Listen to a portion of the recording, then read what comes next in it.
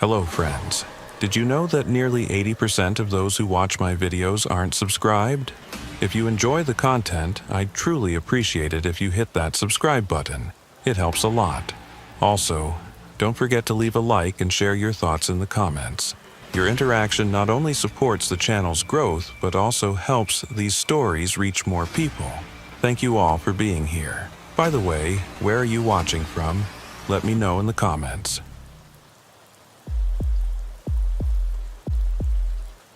Asa. Whitlock killed the radio mid-sentence because the static had started drilling into his temples, and the last thing he needed was another weather report telling him what the mud already knew. The patrol car's wipers scraped across glass that hadn't been clean in weeks, smearing the dust from last night's storm into rust-colored streaks that caught the last of the daylight. Out past the fence line where the wire sagged between posts that had given up trying to stay vertical, the abandoned silo stood like a middle finger against the bruised sky. He'd driven past it 100 times in the 6 months since the Kernighan operation folded, always meaning to call the county about having it demolished before some kid decided it was the perfect place to drink stolen beer and break their neck. Now here he was, parked on the shoulder with his door hanging open, and Boone Treadwell's voice crackling through the radio saying there was a vehicle inside that structure. Saying someone had called it in anonymous, saying Asa needed to see this himself before they involved anyone else. The ground sucked at his boots as he crossed the 200 yards of churned earth between the road and the silo. Fencing contractor had torn through here last week trying to salvage copper wire before the bank seized everything, and they'd left tracks deep enough to swallow a man's foot to the ankle. Storm water had pooled in the ruts, oily and thick with topsoil that would take another month to settle. The silo itself was one of those prefabricated jobs from the 70s, steel panels riveted together and left to oxidize until the whole thing looked like it was bleeding. The access door hung at an angle where someone had crowbarred the padlock off, probably tweakers looking for anything they could sell by the pound. Asa had responded to 3 calls like that in the last year alone, each time finding nothing but emptiness and the particular smell of rural abandonment that got into your clothes and stayed there. This time, the smell was different. Rubber and mud and something else underneath. Something organic that made his hand drift toward his service weapon before his conscious mind caught up with the instinct. Inside the silo, the light came in through rust holes in the walls, thin shafts of dusty illumination that didn't reach the ground. His flashlight found the vehicle immediately, a newish pickup truck with Missouri plates, parked at an angle like the driver had been in a hurry or uncertain or both. The truck bed was empty except for a blue tarp bunched up against the cab, and the doors were closed, windows up, everything locked. Asa circled it slowly, noting the mud caked into the wheel wells and the absence of any visible damage to the body. No dents, no scratches, nothing to suggest why someone would hide a perfectly functional vehicle inside a structure that was probably 60 seconds from collapsing under its own weight. He called the plates into Mavis Calderon back at dispatch, spelling out the sequence twice because her hearing had gone bad 3 years ago and she was too proud to admit it needed addressing. While he waited for her to run the registration, he examined the tarp more carefully, pulling back one corner to reveal nothing but some old moving blankets and a coil of rope that looked new enough to still have the price tag attached. Standard hardware store variety, nothing distinctive. The kind of thing 1,000 people in the county probably had in their garages right now. Mavis came back with a name that made Asa's stomach drop about 6 inches. Truck was registered to David Michael Corliss, same David Corliss who'd been on the school board until 18 months ago when certain allegations had surfaced involving his administrative assistant and some creative bookkeeping that kept both their names out of the public minutes. Nothing ever went to trial, because Corliss resigned and moved to Kansas City and the assistant transferred to a district 3 counties away. But people remembered. Small towns always remembered. Asa asked Mavis if there were any outstanding warrants or active investigations, and she said no, nothing recent, but then her voice got that particular quality it only had when she was choosing her words carefully. She said Boone had taken a call 2 days ago from someone asking about Corliss, wanting to know if he still lived in the area. Boone had given the standard response about not being able to confirm residential information without cause, and whoever called had hung up without leaving a name. Nothing unusual about that kind of inquiry. People looking for old neighbors or trying to serve civil papers happened maybe twice a month. But now here was Corliss's truck hidden inside a structure that nobody used anymore, and Asa could feel the shape of something wrong settling over him like the temperature drop that came before hail. He tried the truck doors, but they were locked solid.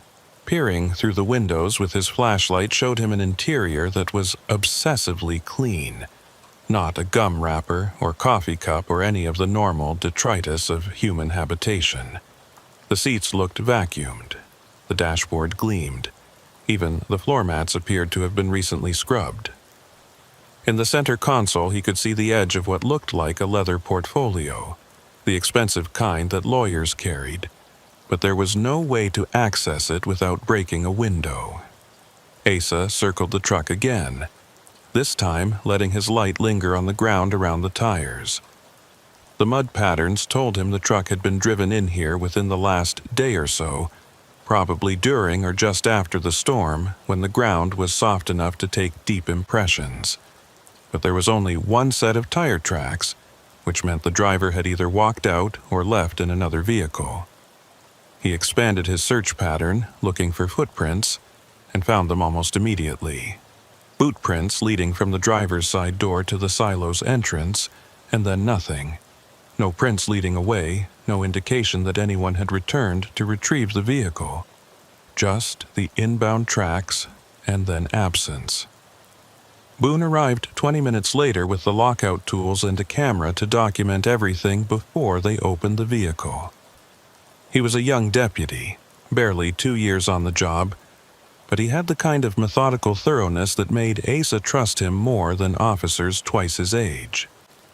They photographed the truck from every angle, documenting the position and the surrounding environment, making sure that whatever story this vehicle had to tell would be preserved even if opening it changed something fundamental.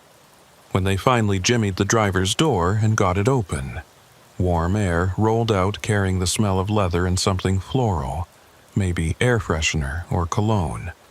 The interior was exactly as clean as it had appeared through the windows. No blood, no signs of struggle, nothing to suggest violence had occurred inside this space. But in the center console, Asa found the leather portfolio, and inside it were documents that made his hands go numb. The portfolio contained deed transfers, 3 of them, each one moving property ownership from various trusts into Corliss's name. The properties in question were scattered across the county, parcels that Asa recognized immediately because he'd grown up here and knew the land the way some people knew their own genealogy. One was the old Kernigan place where this silo stood.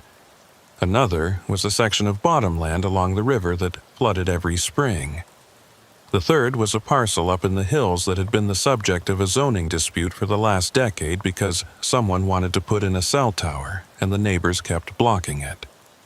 What connected all 3 properties was that they'd been tied up in legal limbo for years. Ownership unclear, taxes unpaid, the kind of administrative mess that kept lawyers employed and county clerks frustrated. Except now, here were documents showing clear transfer of title, all dated within the last 6 months, all bearing what appeared to be legitimate notary seals and county recorder stamps. The signatures looked authentic. The paperwork appeared completely in order. But something about it felt profoundly wrong. Boone was photographing the documents when his phone rang. He stepped away to take the call, and Asa used the moment to examine the truck's registration paperwork in the glove box. Everything matched what Mavis had told him. Vehicle registered to David Michael Corliss at an address in Kansas City. Insurance current. Inspection up to date. But tucked behind the registration was a business card. Cheap stock. printed with nothing but a phone number and the words, "Land Consultant. Confidential inquiries welcome." Asa pocketed the card and was reaching for the map he'd spotted wedged between the seats when Boone came back looking like someone had just told him his dog died. The call had been from a real estate attorney in Kansas City named Patricia Morrison.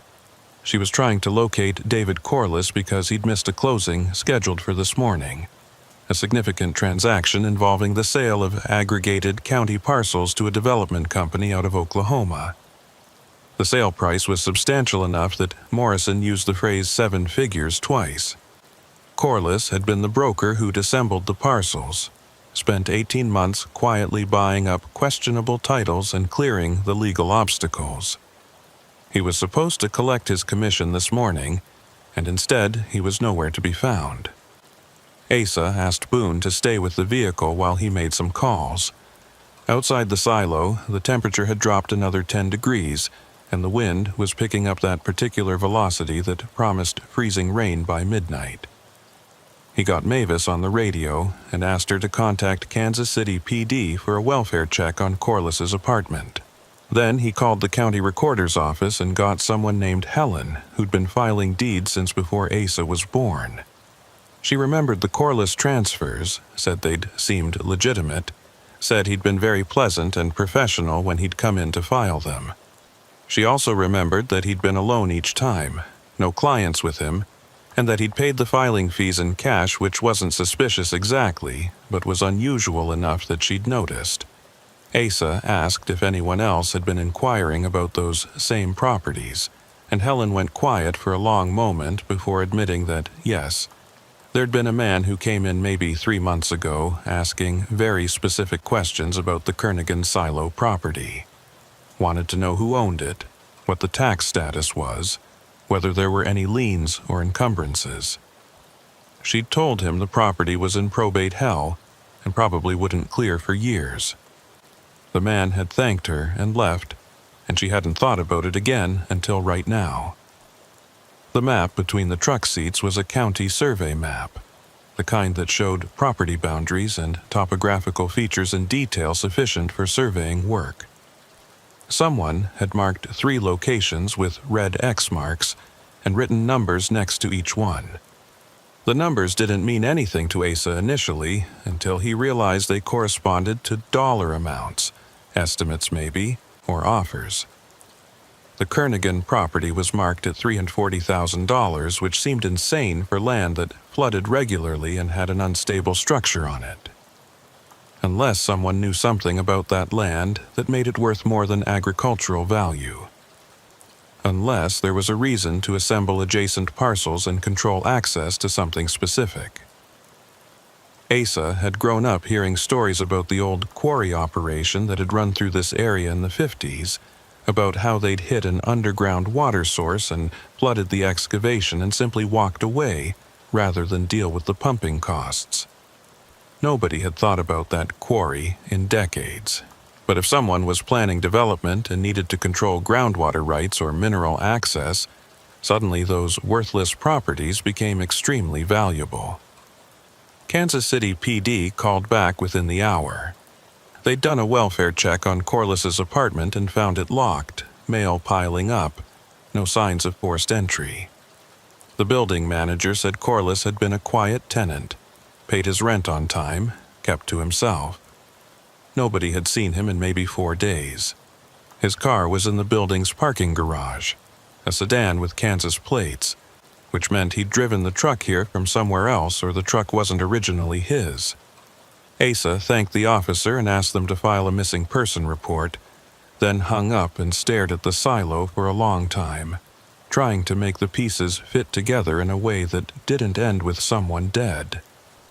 The problem was that every configuration he could imagine involved Corliss either running from something or being removed from the situation by force. People didn't just abandon valuable vehicles and walk away from 7-figure commissions. They didn't hide trucks in abandoned silos unless they were trying to make something disappear or didn't want to be tracked.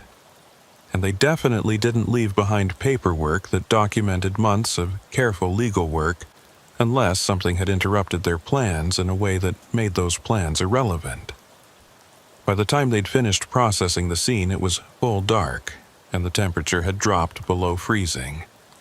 They'd photographed everything, documented the vehicle's position, collected the documents and the mysterious business card. Asa had Boone call for a flatbed to tow the truck back to the impound lot, where they could do a more thorough examination under controlled conditions. While they waited, Asa walked the perimeter of the silo one more time, this time letting his flashlight probe the shadows more carefully. He found the footprints again, the ones leading from the truck to the entrance, and this time he followed them with more attention to detail. The prints were from work boots, size 10 or 11, relatively new based on the clear tread pattern. They walked directly from the truck to the door with purpose, no wandering or hesitation.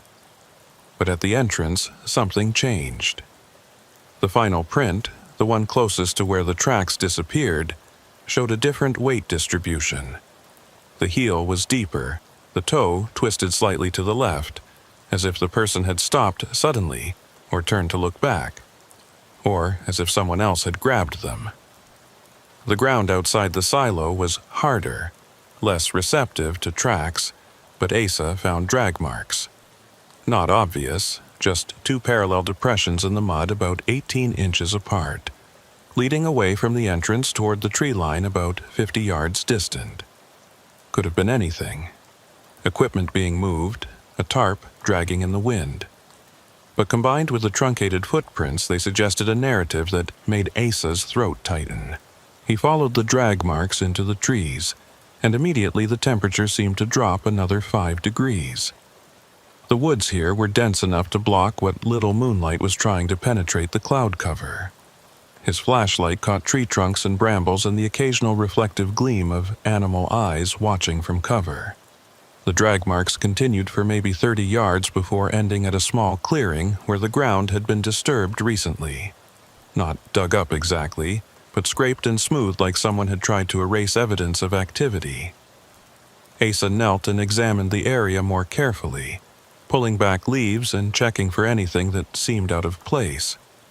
He found it wedged between 2 roots at the base of an oak tree. A cell phone, relatively new model, screen cracked but possibly still functional.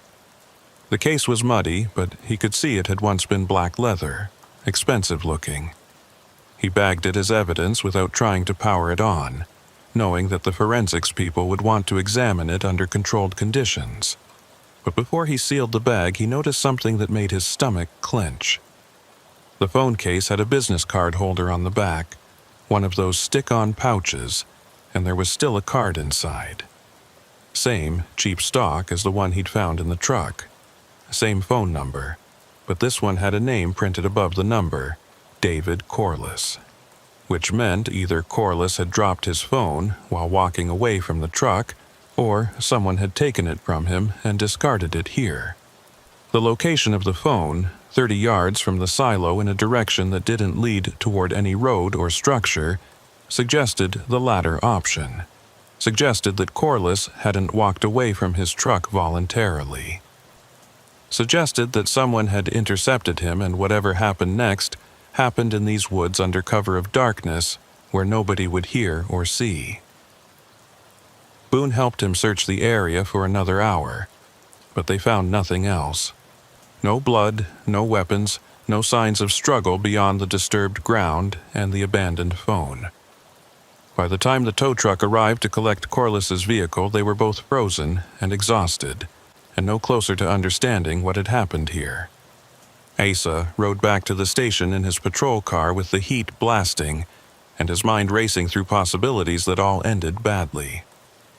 At the station, he logged the evidence and wrote up his initial report, documenting everything they'd found and the sequence of discovery. Then he sat at his desk and stared at the business card with its simple message and unlisted phone number. He wanted to call it, wanted to see who answered and what they'd say, but something told him that pulling that thread right now would alert whoever was on the other end that their plan, whatever it was, had been compromised. Better to wait. to build the case methodically, to figure out who stood to gain from Corliss's disappearance before showing their hand. Mavis had gone home hours ago, so Asa sat alone in the station and did what he always did when a case didn't make immediate sense. He pulled property records and tax documents and started building a timeline. The 3 properties that Corliss had acquired all shared something beyond their troubled ownership histories. They formed a rough triangle around a section of land that wasn't marked on the current county maps, but showed up on geological surveys from the 40s. The old quarry. Asa pulled up historical records and found documentation of the excavation operation, found notes about the water incursion that ended it, found estimates of the quarry's depth and extent that made him reconsider everything he thought he knew about this case. The quarry wasn't just a hole in the ground. It was a massive excavation that had punched through multiple geological layers before hitting the aquifer. And if recent development surveys had shown that the water level had dropped enough to make the quarry accessible again, if there was lithium or rare earth minerals or anything else valuable down there, suddenly those worthless properties became worth killing for. He called Patricia Morrison, the real estate attorney, at home despite the late hour. She answered on the 4th ring, sounding irritated until he identified himself and explained why he was calling. Then her tone changed completely. She told him the buyer for Corliss's aggregated properties was a shell company registered in Delaware, minimal public information. But the contact person was someone named Richard Vance, who described himself as a mineral rights consultant. The sale was supposed to close this morning, and when Corliss didn't show, Vance had been coldly professional about postponing. No emotion, no frustration, just a flat acknowledgement that they'd reschedule once Corliss resurfaced. Morrison said something about that response had bothered her. The way Vance didn't seem surprised or concerned, like he'd been expecting the no-show. Asa asked if she had contact information for Vance, and she gave him a phone number with a 580 area code, Oklahoma. He thanked her and hung up, then stared at the number for a long time before deciding that some calls were better made in person.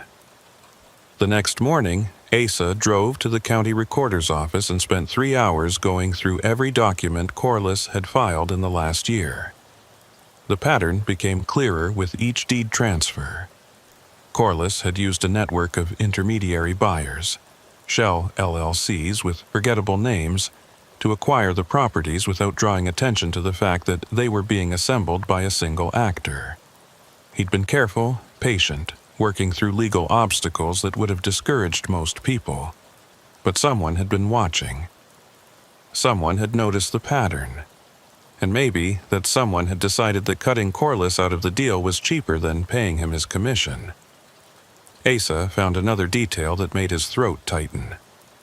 2 of the intermediary LLCs used the same registered agent, a service in Oklahoma City. The registered agent for the 3rd LLC was Richard Vance, which meant Vance hadn't just been the buyer. He'd been involved in the acquisition process from the beginning, possibly orchestrating it, using Corliss as a frontman who could navigate local regulations and relationships. Helen, the recorder clerk, remembered something else when Asa pressed her. The man who'd come in asking about the Kernigan property 3 months ago, the one who'd seemed disappointed to learn it was tied up in probate. She'd seen him again more recently. He'd been at the county building just last week, not in her office but in the hallway outside, talking on his phone. She'd noticed because his voice had carried and she'd heard him say something that stuck with her. Problem's been handled. We're clear to close. At the time, she'd thought nothing of it, just business talk, the kind of thing people said in courthouses every day. But now she wondered if problem had referred to some legal obstacle or if it had meant something more direct. Asa asked her to describe the man, and her description could have fit 1,000 people. Middle-aged, average height, dark jacket, forgettable face. Nothing distinctive except the phone conversation and the cold efficiency with which he'd spoken those words. Asa spent the afternoon trying to track down Richard Vance. The phone number Morrison had given him went to voicemail with a generic message. The Oklahoma business registration showed Vance's LLC at an address that turned out to be a mail forwarding service. He had no social media presence, no professional website, nothing that suggested he was a legitimate consultant operating in public view. But he did have a history. Asa called a friend at the Oklahoma State Bureau of Investigation and asked for a background check. What came back made everything click into place with the weight of certainty. Richard Vance had been investigated twice in the last decade for fraudulent land deals involving mineral rights. No convictions, but multiple civil settlements suggesting a pattern of aggressive acquisition tactics that skirted the edge of legality. One of the investigations had involved allegations that Vance had used intimidation and coercion to convince property owners to sell below market value. The investigation had been dropped when the complainants suddenly withdrew their statements and moved out of state. That evening, Asa drove back out to the silo with Boone and 2 additional deputies. They brought portable lights and metal detectors and a determination to search the surrounding area more thoroughly. The temperature had dropped again, and the ground was frozen solid, which made the search harder, but also meant that any recent disturbance would be more obvious.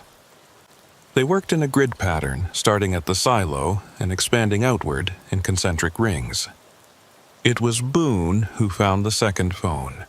This one smashed to pieces and scattered across a 10-foot radius like someone had taken a hammer to it. The SIM card was missing, but the serial number was still readable.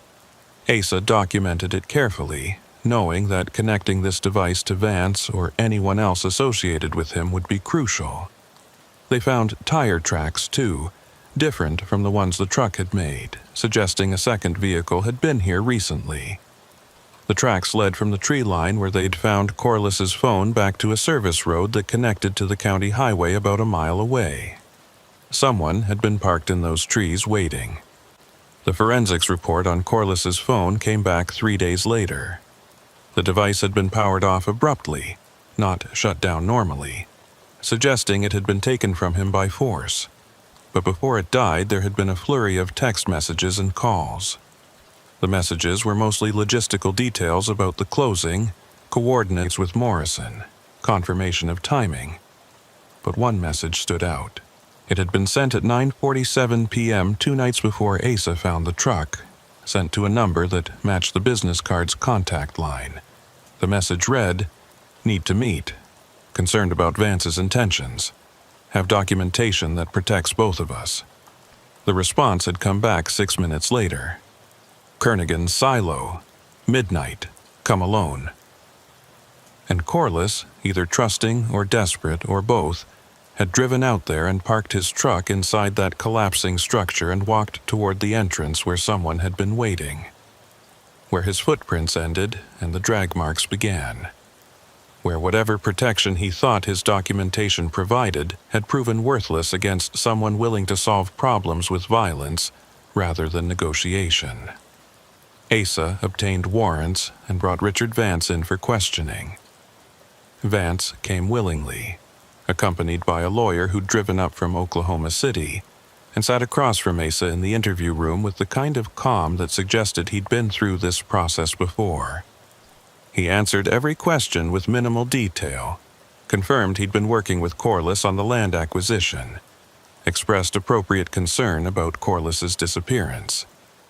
He had alibis for the relevant time periods, places he'd been, and people who'd seen him, all documented and verifiable.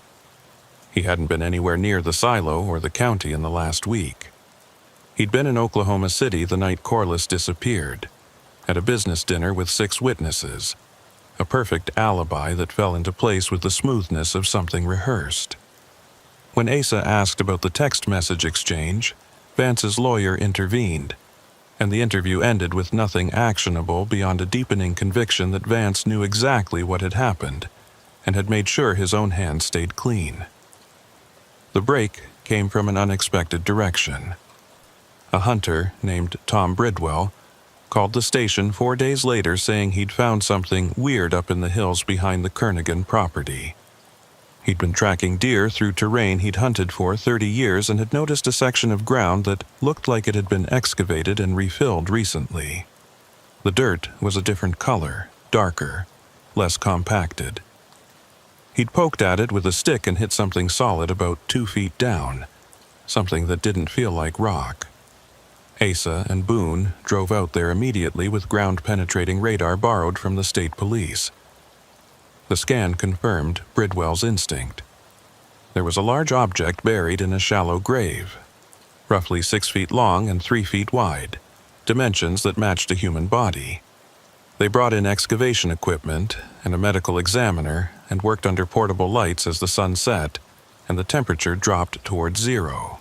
What they found wasn't David Corliss. It was a deteriorated tarp wrapped around 50-pound bags of concrete mix, arranged to simulate the size and shape of a body. Someone had created a decoy grave, had gone to significant effort to make it look like this was where Corliss had been buried, knowing that eventually someone would search these woods and find this disturbed earth. It was misdirection, elegant and cruel, designed to waste time and resources while the trail went cold. Asa stood over the fake grave and felt something shift in his understanding of the case. Whoever had done this was sophisticated enough to think multiple steps ahead, to anticipate investigation procedures and create false trails. This wasn't the work of someone who'd panicked and hidden a body. This was someone who'd planned carefully and executed precisely and wanted law enforcement to waste time digging up concrete while the real evidence disappeared. Asa went back to the beginning and re-examined every assumption. The truck in the silo, positioned so carefully, locked and clean. The documents in the portfolio, arranged to tell a specific story about land acquisition and legal transfers. The phone dropped in the woods, the drag marks, the disturbed ground. All of it felt staged now, theatrical, designed to create a narrative about a missing person who'd been the victim of violence. But what if that wasn't the real story? What if Corliss wasn't dead at all? What if he'd staged his own disappearance, created this elaborate scene to make everyone believe he'd been eliminated, while he walked away with something more valuable than a 7-figure commission? The more Asa thought about it, the more sense it made. Corliss had access to all the property documentation. He knew exactly what made those parcels valuable. He'd spent 18 months building relationships with intermediary buyers and mineral rights consultants. What if he'd decided to cut out the middlemen and claim the value for himself? He pulled Corliss's financial records with a new warrant and found what he was looking for. Large cash withdrawals over the last 3 months, steady and systematic, never large enough to trigger automatic reporting but substantial when aggregated. The timing corresponded with his final property acquisitions.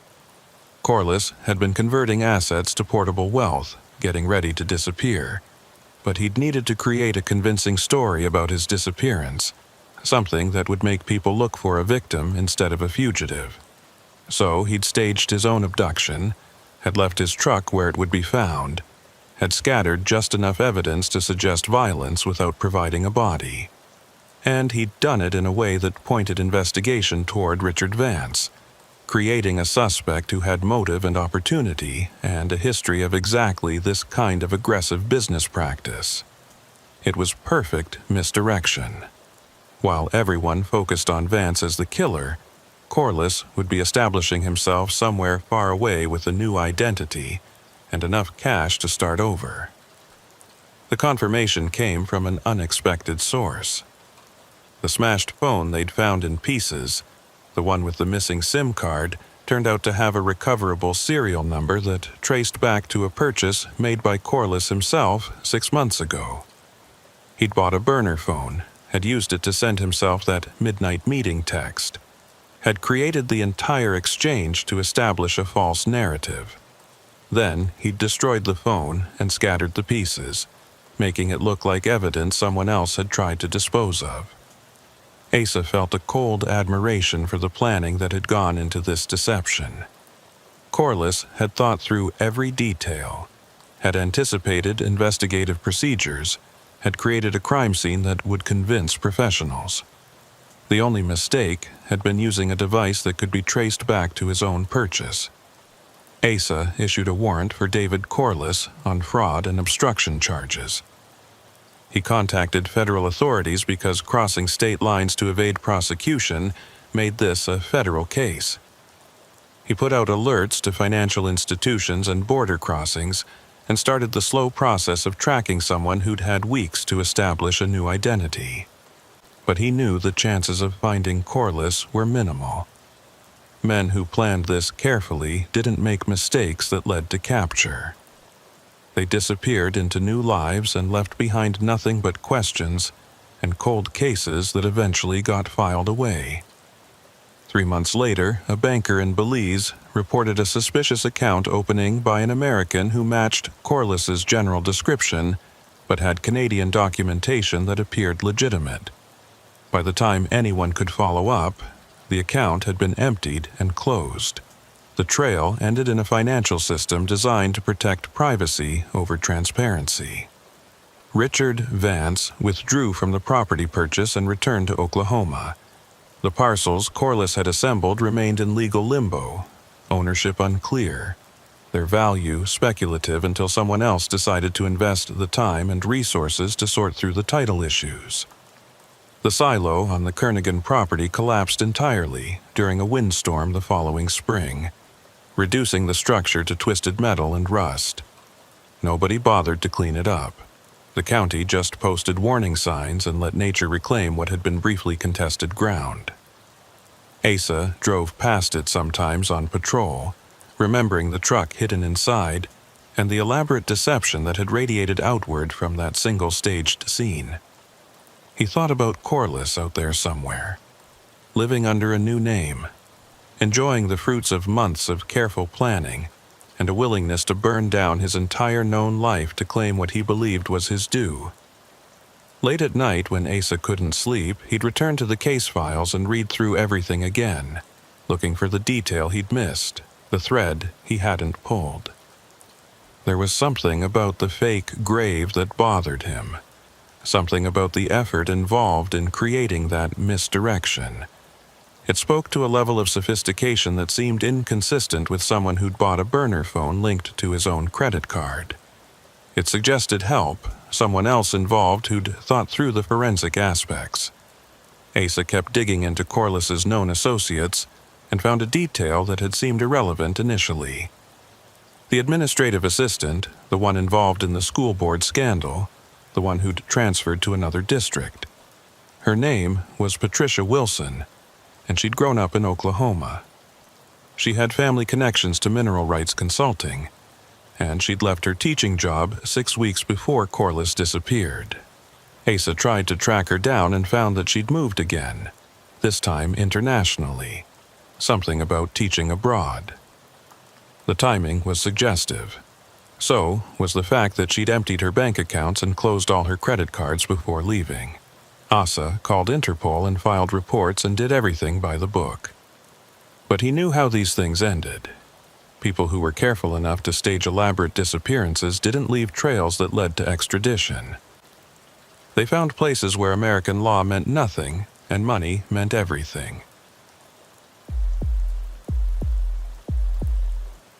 Harlan Kettridge saw the glint of metal from 50 yards out, caught the sun just wrong or just right depending on how you measured these things, a flash of chrome and mud that should have been empty. The drought had dropped the Blackwater River to levels nobody living remembered seeing.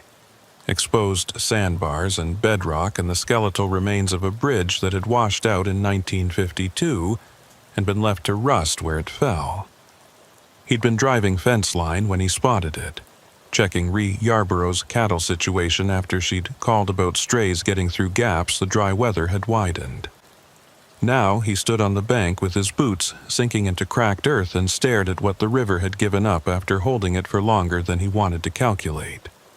The handle protruded from dried mud at an angle that suggested deliberate placement rather than accidental loss, and even from this distance Harlan could see it wasn't some fishing knife or forgotten tool. It was heavy commercial grade, the kind of blade that spoke to purpose and profession, and it didn't belong in a riverbed any more than Harlan belonged in this moment, trying to decide whether ignorance was still available as an option. He called it into dispatch without touching anything, gave coordinates, and told them to get Eldora Vickery out here before the afternoon rains started. The clouds had been building since noon, that particular purple-gray that promised violence and flash flooding, which meant whatever the river had revealed would be buried again within hours, unless they documented it now. While he waited, Harlan walked the exposed riverbed, careful to step only on rock and avoid disturbing the mud patterns. The river's retreat had created a lunar landscape of cracks and fissures. Geological stratigraphy laid bare by water that had been here since before anyone started keeping records. In some places, you could see the layers clearly, bands of sediment marking floods and droughts going back decades, each one a chapter in a story the land told whether anyone was listening or not.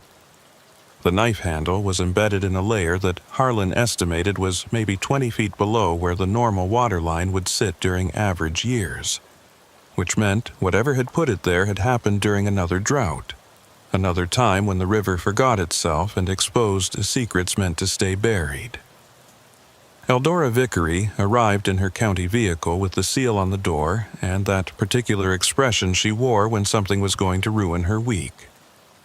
She was the coroner, had been for 16 years, ran a funeral home in town and handled death with the practical efficiency of someone who'd stopped being surprised by what people did to each other.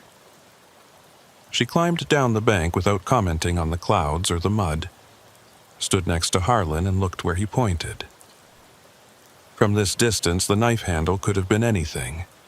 A stick, a piece of the old bridge, anything except what they both knew it was. Eldora pulled gloves from her kit and approached it carefully, knelt in the mud without concern for the knees of her pants, examined the handle without touching it yet. She took photographs from multiple angles, documented the position and the surrounding context, then used a brush to clear mud from around the base of the handle. What emerged made Harlan's stomach tighten with recognition and dread in equal measure. The knife was a butcher's tool, professional grade with a worn wooden handle and a blade that was still visible where it entered the mud. The handle bore markings that Eldora photographed carefully, some kind of maker's mark or possibly initials carved into the wood. She worked methodically, clearing more mud, exposing more of the blade, taking measurements and making notes in a field book that would become part of whatever official record this discovery generated.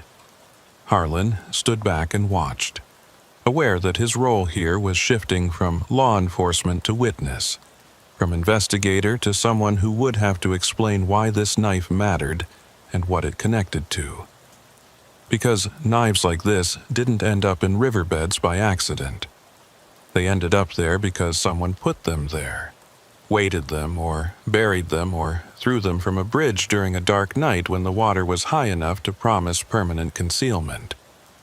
They ended up there because they'd been used for something that required disposal, something that left evidence, something that someone wanted erased. Eldora extracted the knife carefully, preserving the mud around it as context, bagging it in clear evidence plastic where they could both see it clearly for the first time.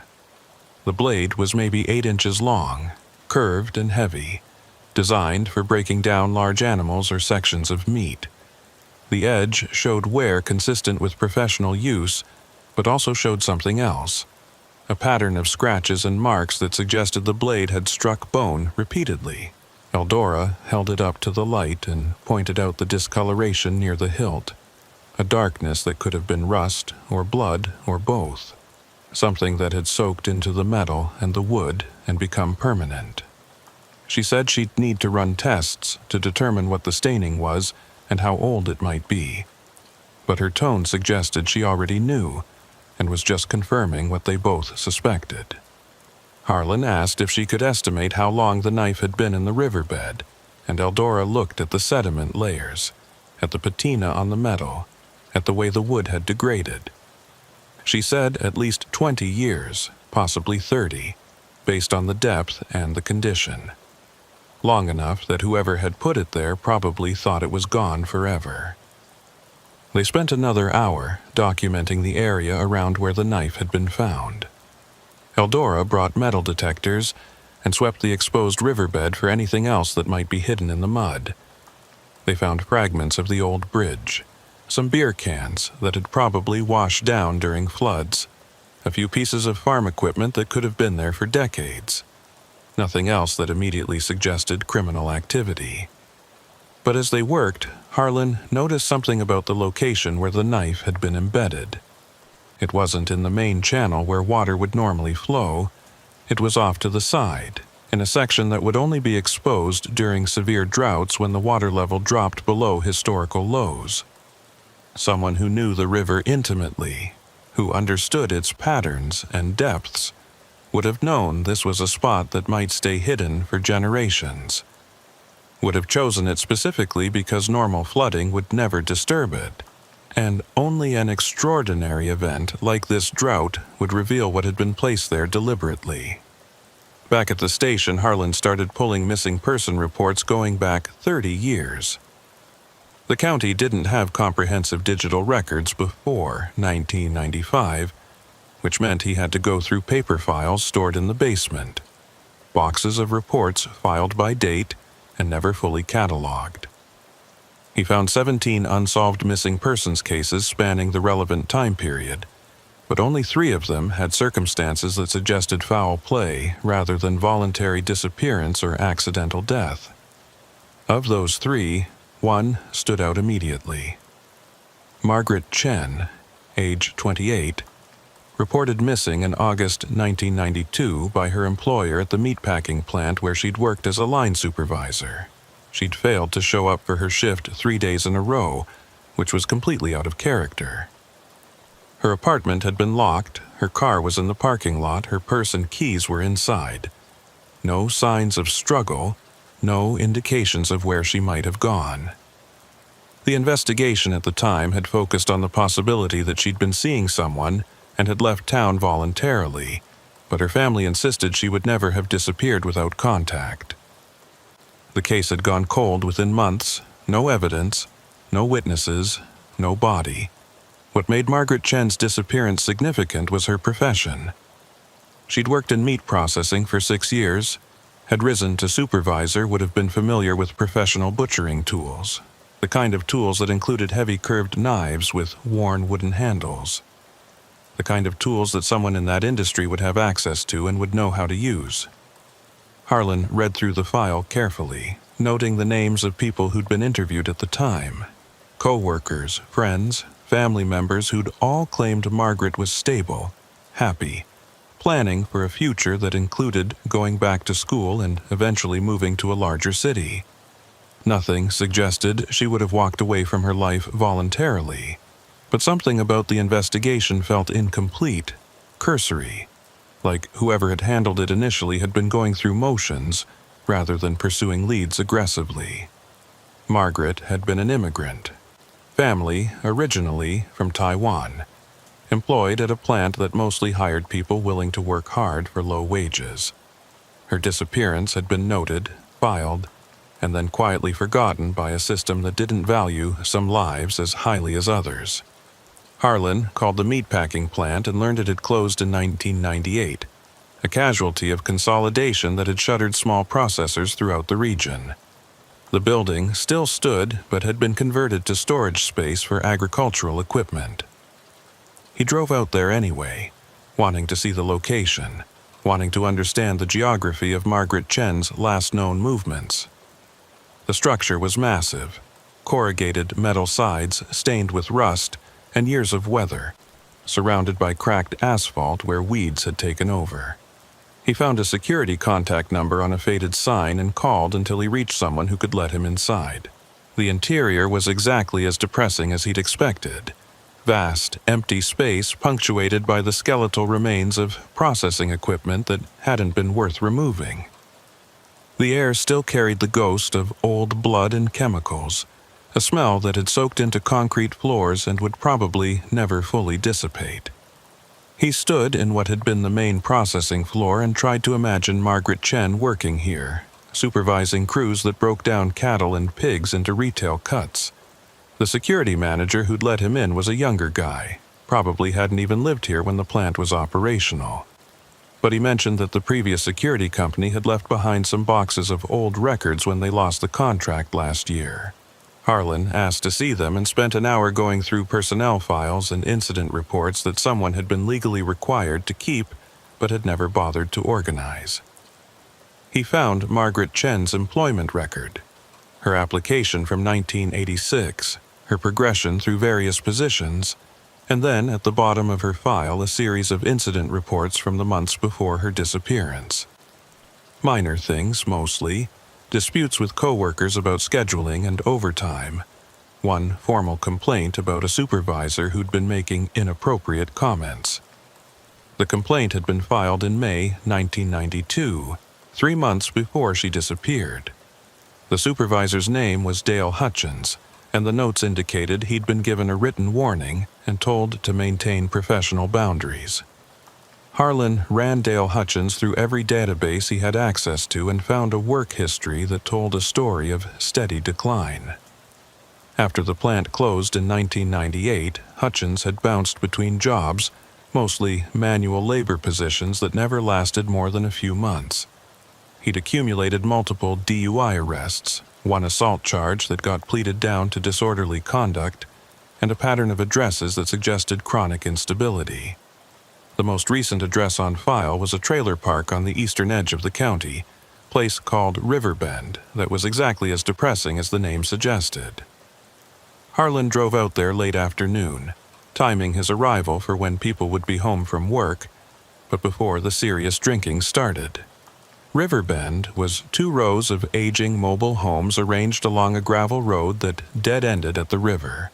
The same river that was currently revealing secrets from decades past. Most of the homes showed signs of hard living, peeling siding, and patched roofs and yards full of vehicles in various states of decay. He found Hutchins' trailer at the end of the second row, distinguished by being slightly more decrepit than its neighbors. Dale Hutchins came to the door looking every one of his 60-something years, wearing stained clothes and carrying the puffy face of someone who'd spent decades teaching their liver new definitions of tolerance. He didn't seem surprised to see a sheriff at his door, which told Harlan this wasn't the first time law enforcement had come calling.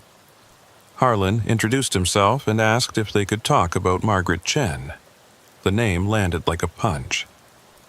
Hutchins' expression went through several rapid changes before settling on wary defensiveness. He said he didn't remember anyone by that name, said he'd worked with a lot of people over the years, couldn't be expected to remember everyone. But his body language told a different story, the way he'd shifted his weight when he heard the name, the way his eyes had darted left before he answered. Harlan said he just needed to clear up some questions about the old investigation. Nothing accusatory, just routine follow-up. Hutchins relaxed slightly, but still didn't invite Harlan inside. They talked on the porch with the sound of the river in the background and thunder building in the distance. Hutchins admitted he'd known Margaret Chen, had worked with her at the plant, remembered her as a good supervisor who'd been fair but strict about safety and productivity. He didn't mention the harassment complaint.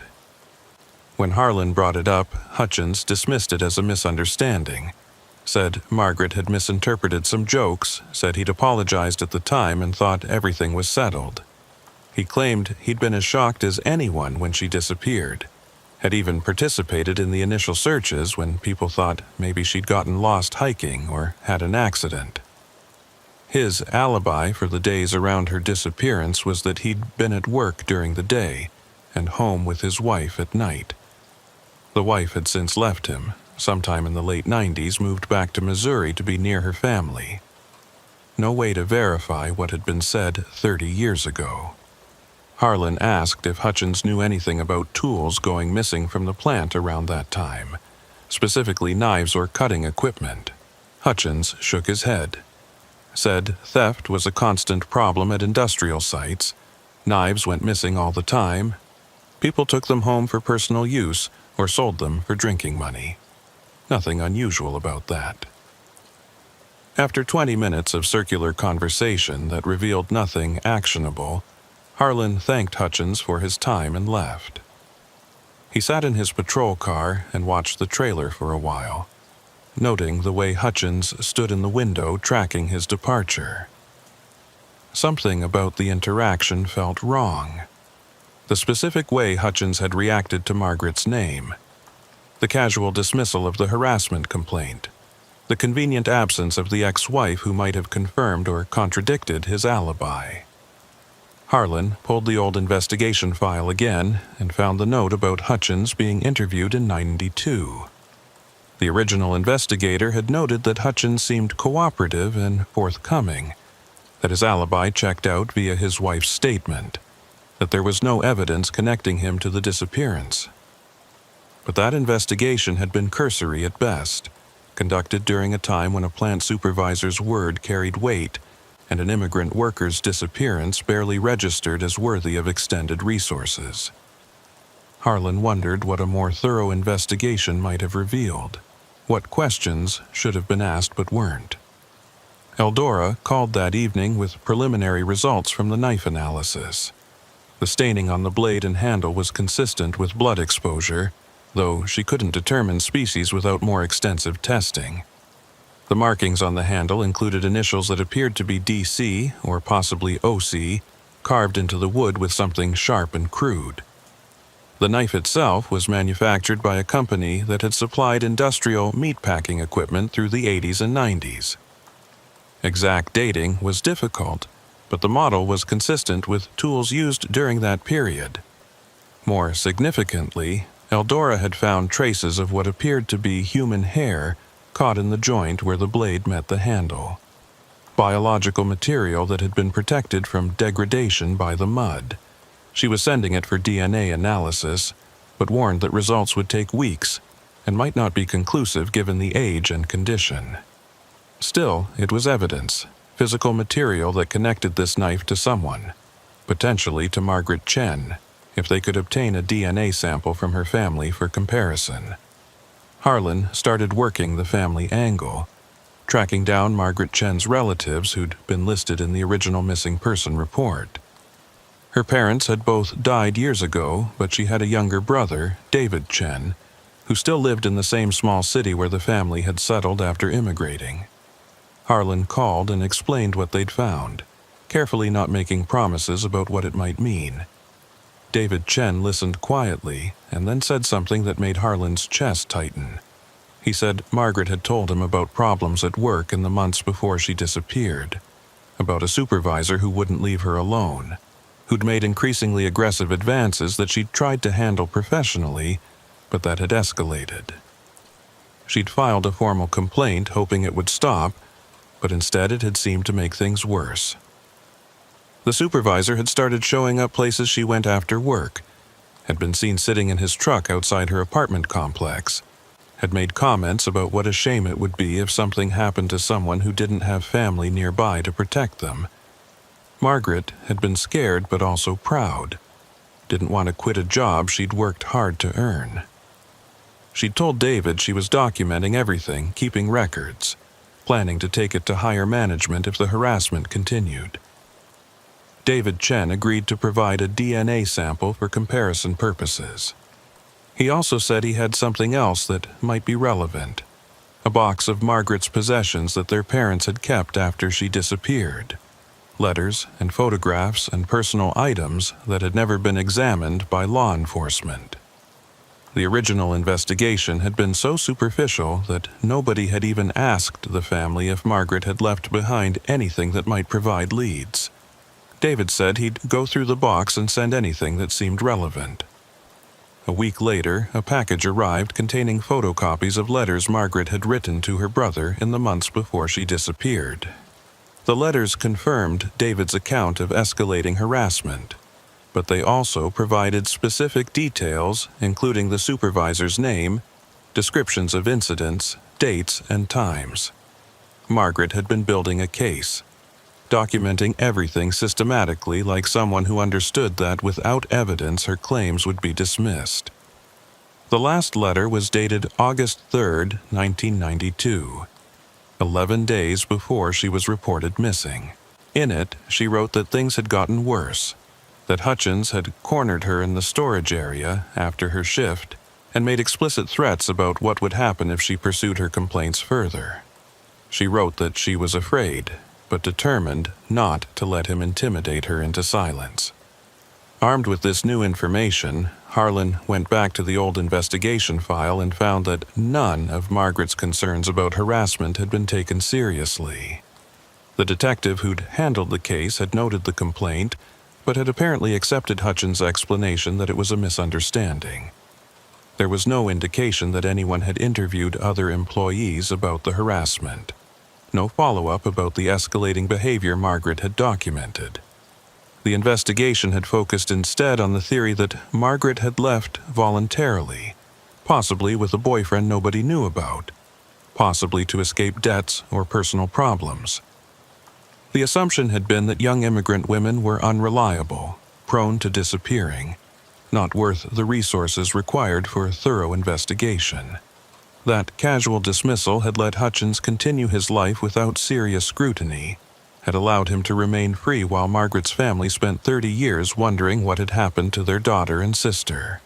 Harlan brought Hutchins in for formal questioning, this time recording everything, making sure the interview was documented properly.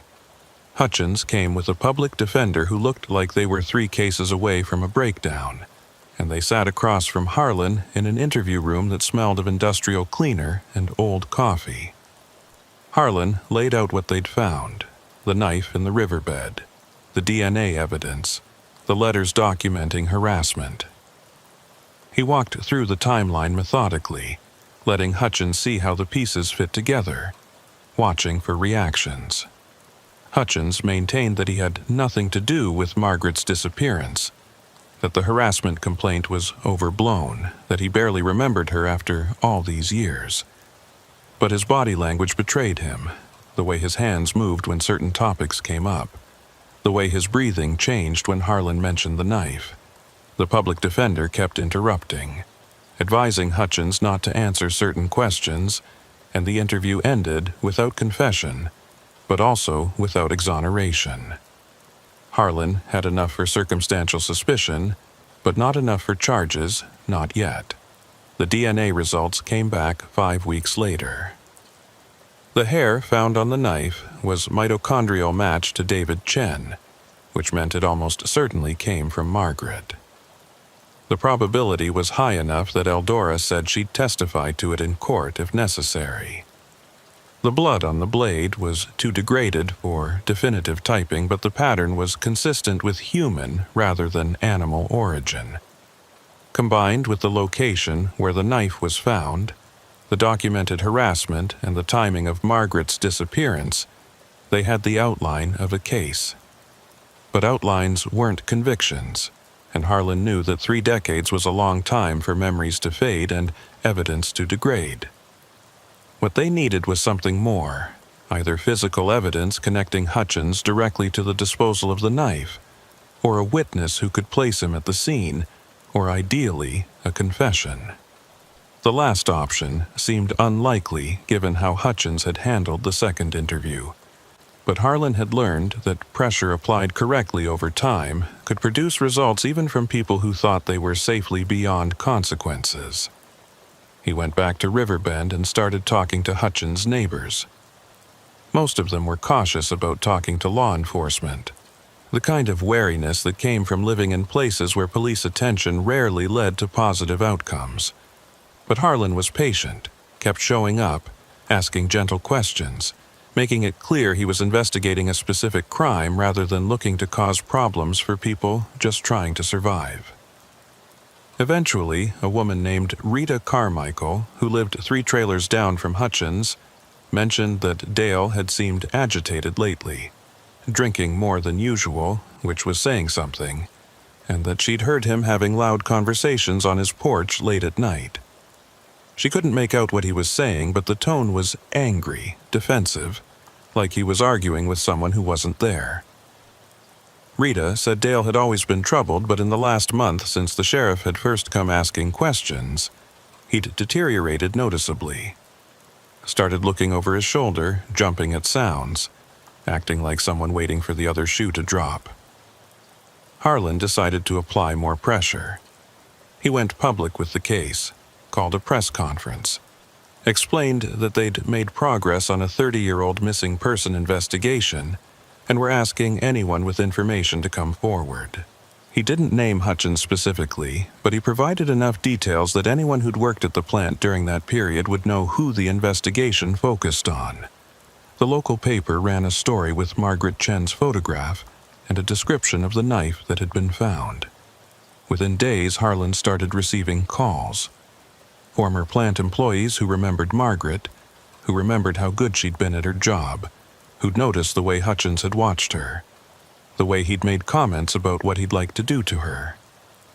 Several people mentioned that Hutchins had been absent from work for 2 days right around the time Margaret disappeared, had called in sick, which was unusual for him because he rarely missed shifts.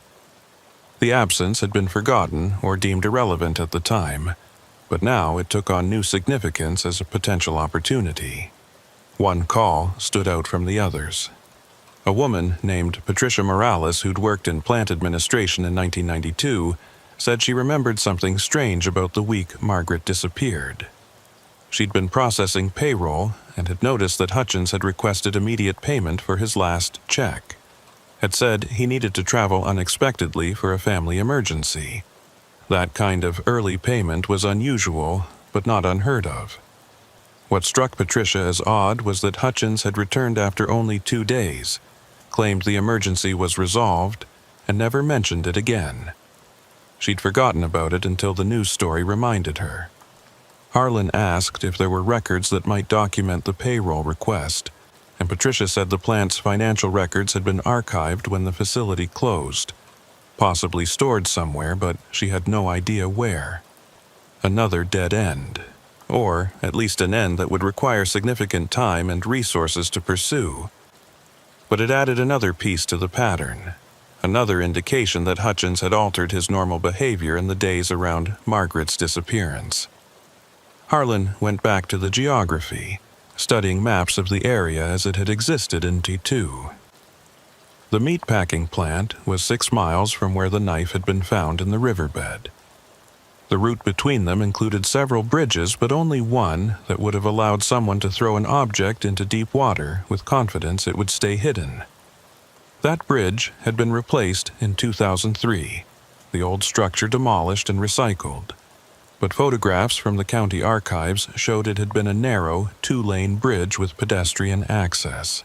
Someone could have parked on it late at night, could have stood at the railing and dropped something into the water when no traffic was passing. Harlan checked the hydrology data and found that in August 1992, the river had been running high due to above-average rainfall that summer. The water level would have been at least 20 feet higher than current drought conditions, deep and fast enough to carry an object downstream and bury it in sediment. Someone who knew the river, who understood how it moved and where debris settled, would have known that anything heavy enough would sink into the mud and stay there indefinitely. The question that kept Harlan awake at night was what had happened to Margaret's body.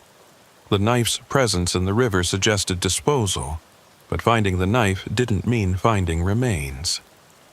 Rivers moved everything, scattered evidence across miles, deposited it in unexpected places or carried it away entirely. Bodies, especially degraded and dissipated, became organic material that fed ecosystems rather than serving as evidence. If Hutchins had killed Margaret and disposed of her in the river, there might be nothing left to find after 30 years.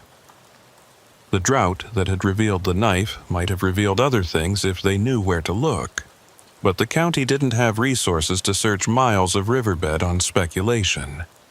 What they could do was continue building the circumstantial case, continue interviewing witnesses, continue applying pressure until something broke or someone talked. Harlan increased patrols past Riverbend, made sure Hutchins saw the county vehicle regularly, made sure he understood that the investigation wasn't going away just because decades had passed. Ree Yarborough called Harlan one morning with information she thought might be relevant.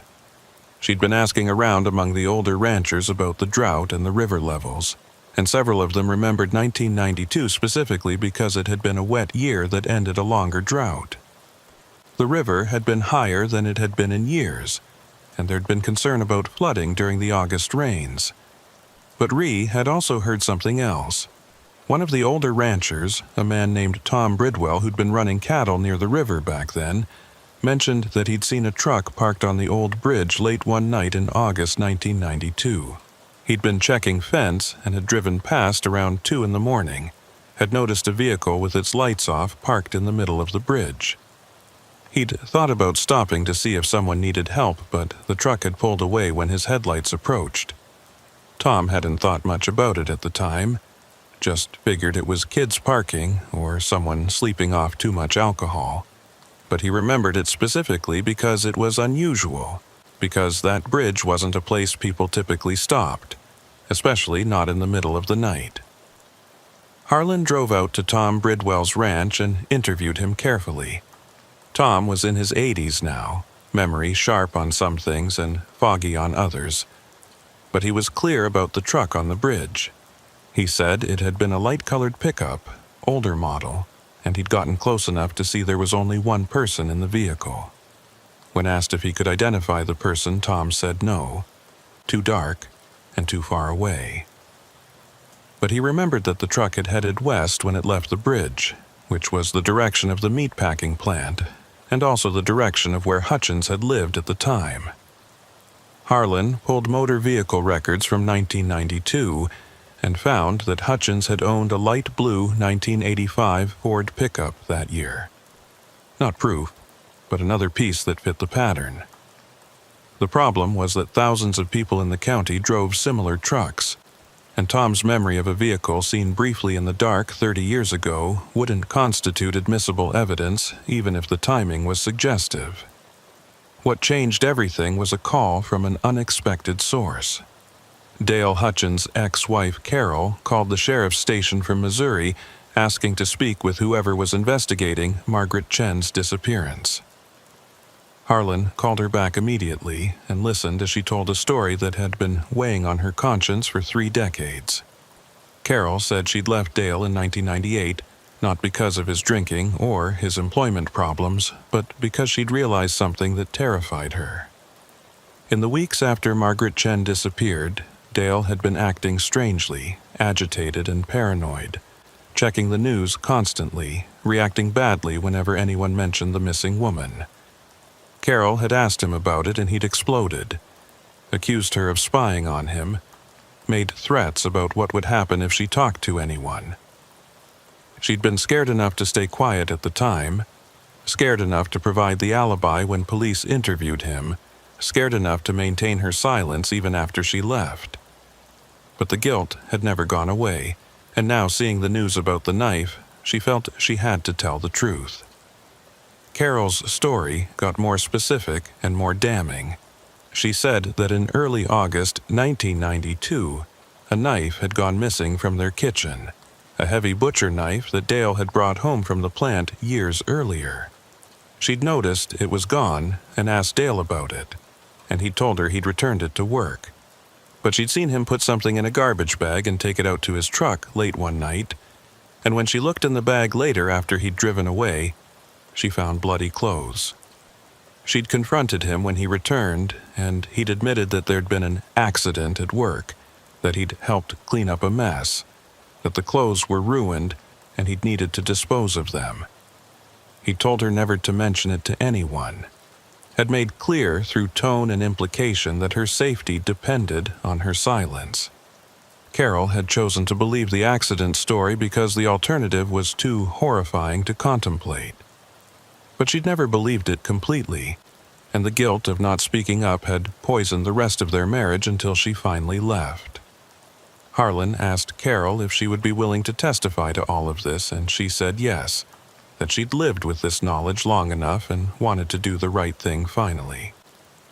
He asked if there was any physical evidence remaining, and Carol said no. Dale had burned the clothes in a barrel behind their house. She'd watched him do it. The knife was presumably the one found in the river. But her testimony could establish that Dale had possessed a knife matching the description, that he'd behaved suspiciously around the time of Margaret's disappearance, and that he'd disposed of bloody clothing in a manner consistent with hiding evidence. Combined with everything else, it might be enough. Harlan contacted the district attorney and laid out what they had. The DA was cautious, said 30-year-old cases were always difficult, said Carol's testimony could be challenged as unreliable or motivated by divorce bitterness, but she agreed that there was enough to bring charges and let a jury decide. They arrested Dale Hutchins on a Tuesday morning when the river was rising again after days of rain. Harlan took a team to Riverbend and found Hutchins on his porch, drinking coffee like it was any other morning.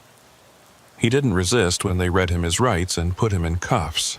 He didn't say anything except to ask for a lawyer.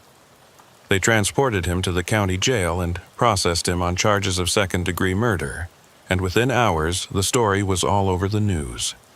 Former meatpacking plant supervisor arrested in 30-year-old cold case, immigrant worker finally getting justice, the kinds of headlines that made politicians talk about law enforcement success. But Harlan knew the real story was more complicated than that. It was about a system that had failed Margaret Chen when she was alive, had dismissed her concerns and minimized her harassment, had treated her disappearance as less important than it would have been if she'd been someone with more social capital or political connections.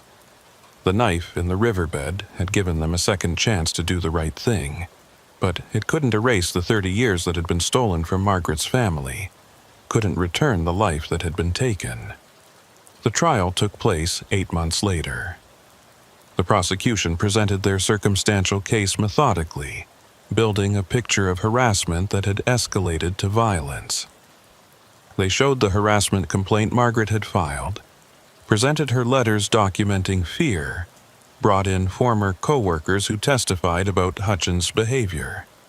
They introduced the knife as evidence, presented DNA testimony linking it to Margaret. They put Carol on the stand, and she told her story with quiet conviction, described the missing knife and the bloody clothes and the threats that had kept her silent for decades. The defense argued that circumstantial evidence wasn't proof, that Carol's testimony was unreliable given the divorce and the time elapsed, that the knife could have ended up in the river through any number of means. They pointed out that no body had been found, that without remains there was no definitive proof that Margaret was even dead rather than missing by choice. They suggested that the rush to blame Hutchins was driven more by contemporary sensitivities about workplace harassment than by actual evidence of murder. The jury deliberated for 3 days. They came back with guilty verdicts on second-degree murder and improper disposal of human remains.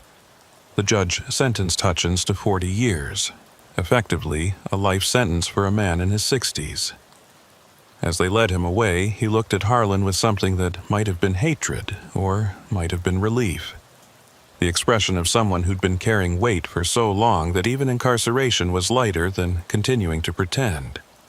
After the trial, David Chen released a statement thanking law enforcement for not giving up on his sister's case. He said Margaret had been a good person who'd worked hard and deserved better than what she'd received, both in life and in the initial investigation of her death. He said he hoped other families waiting for answers about missing loved ones would see that time didn't always erase accountability, that sometimes justice arrived late but still arrived. Harlan drove out to the river one last time after the trial concluded. The drought had broken finally. Sustained rains had raised the water level back to something approaching normal, and the section of riverbed where they'd found the knife was underwater again. He stood on the bank and thought about Margaret Chen, about the life she'd had and the life she'd been denied.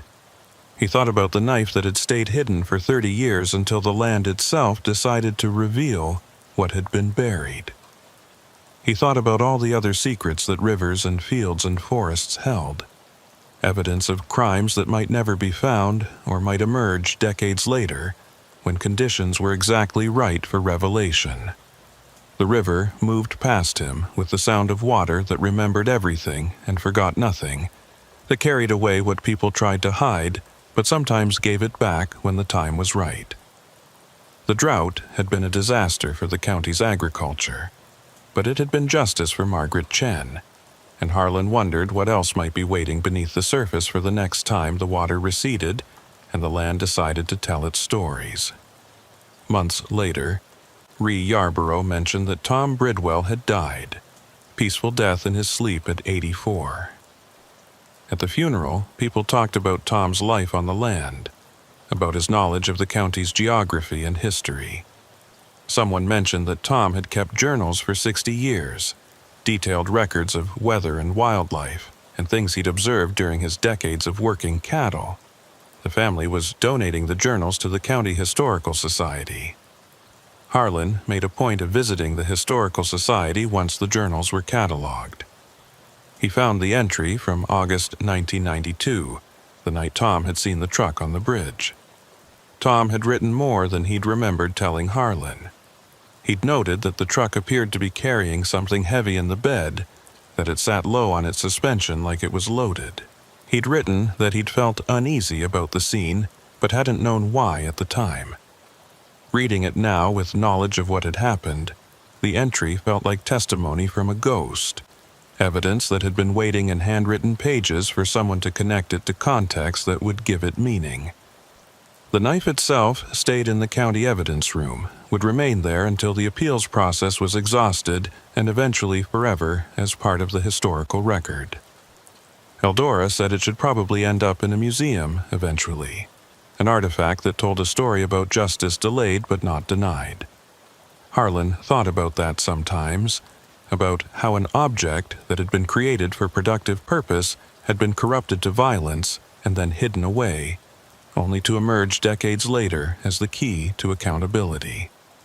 He thought about the person who'd carved those initials into the handle, some long-ago butcher claiming ownership of a tool of their trade, never imagining the weapon it would become or the story it would eventually tell. Objects carried history, whether anyone intended them to or not, and rivers carried those objects until the right conditions caused them to surface and speak. In the end, what stayed with Harlan wasn't the conviction or the closure, but the knowledge of how easily Margaret Chen had been dismissed and forgotten by a system that should have protected her. How her complaints had been minimized, her concerns treated as inconvenient, her disappearance processed as routine rather than tragic. How 30 years had passed while her killer lived free, proximity to the family who'd never stopped wondering what happened to their daughter and sister. The knife had given them answers finally, but it couldn't return what had been taken. It couldn't erase the years of not knowing or restore the life that should have been lived. All it could do was speak truth from the mud where it had waited, and sometimes in his bleaker moments Harlan wondered how many other truths were still waiting, buried in places that might never dry up or erode or otherwise yield their secrets to the light. Ephraim. Cade heard the shots at 2:17 a.m. from his bedroom window that faced north toward the state forest. 3 cracks that punched through the November cold with the particular clarity that distance and stillness provided. He was awake already, had been awake for an hour listening to his wife's breathing and thinking about the budget meeting scheduled for morning, so the gunfire registered immediately as wrong rather than merely unexpected. Hunting season had ended 3 weeks ago, and the kind of people who poach deer in the middle of the night generally had enough sense to work during new moons when visibility was poor and game wardens were less likely to be patrolling. Tonight was 2 days past full moon, and the landscape outside his window was bright enough to read by, bright enough that anyone shooting was either desperate or stupid, or working under assumptions that didn't include getting caught. He dressed without waking his wife, called the game warden's emergency line and got Ione Bristow's voicemail. left a message with coordinates estimated from sound direction and distance, said he was heading out to investigate and would appreciate backup when available. The access road into the state forest was chained and posted with seasonal closure signs, but Ephraim had bolt cutters in his truck and the authority to enter when investigating suspected violations. He drove slowly with his headlights off, letting the moonlight guide him along the rutted track that wound through pine stands that blocked the sky in patches and made the visibility irregular. After 2 miles, he parked and continued on foot, moving quietly through underbrush that was dry enough to crackle despite his care. The shots had come from somewhere in the vicinity of the old logging camp, an area that had been heavily cut in the 80s and had regrown into dense secondary forest crisscrossed with game trails and abandoned equipment roads. It was good hunting territory during legal season, but also territory where people could work without observation if they knew the access points and timing. Ephraim had been sheriff here for 9 years, and before that had grown up hunting these same woods, knew the geography well enough to navigate in darkness, knew which ridges and hollows would amplify sound and which would swallow it. He found the cabin by accident or instinct, not sure which. It sat in a clearing he'd somehow never noticed before, despite dozens of patrols through this area. A small structure built from salvaged lumber and roofed with corrugated metal that was invisible under normal circumstances but caught moonlight now like a signal. No smoke from the chimney, no vehicles visible, no signs of current occupation. But something about the place made Ephraim's skin tighten with recognition of wrongness. The cabin was too carefully positioned, tucked into terrain that would hide it from casual observation, but provided clear sightlines to approaches from multiple directions. Someone had thought about visibility and defense when they'd built this, had prioritized concealment over comfort or convenience. Around the clearing, Ephraim found spent rifle casings, recent brass that hadn't accumulated any weather damage. 3 shells that suggested either poor marksmanship or shooting at multiple targets. He photographed them with his phone's camera, documented their positions, bagged them as evidence without touching more than necessary. The cabin door was secured with a padlock that looked new, heavy-duty hardware that seemed excessive for a structure this remote and apparently valueless. Ephraim examined the lock without trying to force it, noted scratches around the hasp that suggested frequent use, noted that the doorframe had been reinforced with metal brackets that would make forced entry difficult. Around the back, he found a window covered with plywood secured by screws that had been recently installed based on the bright metal of the threads. Someone was actively maintaining this place, had invested time and hardware into keeping it secure and hidden. Through gaps in the plywood, Ephraim could see into the cabin's interior, a single room, maybe 12 feet square, containing items that made his stomach drop. A cot with blankets, a propane heater, shelves stocked with canned goods and bottled water. And covering one wall, dozens of license plates, each one mounted on a piece of plywood and arranged in rows with the precision of someone organizing a collection. Ephraim photographed what he could see through the gaps, documented the exterior thoroughly, then withdrew to his truck and waited for Ione Bristow. She arrived an hour later, looking like she'd dressed in 30 seconds and driven faster than regulations probably allowed. Ione had been the game warden for this district for 6 years, was thorough and uncompromising in her enforcement of regulations, maintained relationships with the hunting community that gave her insight into who was working legal and who wasn't. She examined the cabin and the casings with the kind of focused attention that made Ephraim grateful to have her as a resource. She said the casings were .308 caliber, common rifle ammunition used for deer and larger game. The positions where they'd been found suggested the shooter had been standing near the cabin's front corner, had fired toward the tree line to the east. No blood, no hair, no immediate evidence that anything had been hit. But the license plates visible through the window made her pause. She asked if Ephraim recognized any of the numbers, and he said no, too dark and too far away to read clearly. They'd need to get inside, which meant getting a warrant or finding exigent circumstances. They walked the area carefully as dawn started graying the sky, looking for anything that would justify immediate entry. Found a trail leading away from the cabin into denser forest, boot prints in soft ground showing recent passage. Followed the trail for maybe 300 yards until it intersected a logging road that hadn't been maintained in decades, but still showed tire tracks from a vehicle that had passed through recently. The tracks were deep enough to suggest a heavy truck or SUV, wide spacing consistent with four-wheel drive. They followed the tracks to where they met the main access road and found evidence that someone had cut the chain on the gate, replaced it with a different chain and lock that would appear undisturbed to casual inspection. Sophisticated operational security for what was supposedly just a poaching operation.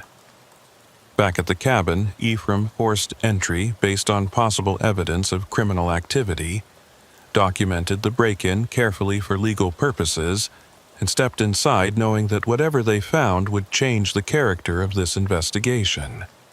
The license plates covered the entire east wall of the cabin, maybe 40 of them arranged in chronological order based on the dates visible on most. The collection spanned from 1987 to the present, representing multiple states, though most were from the immediate region.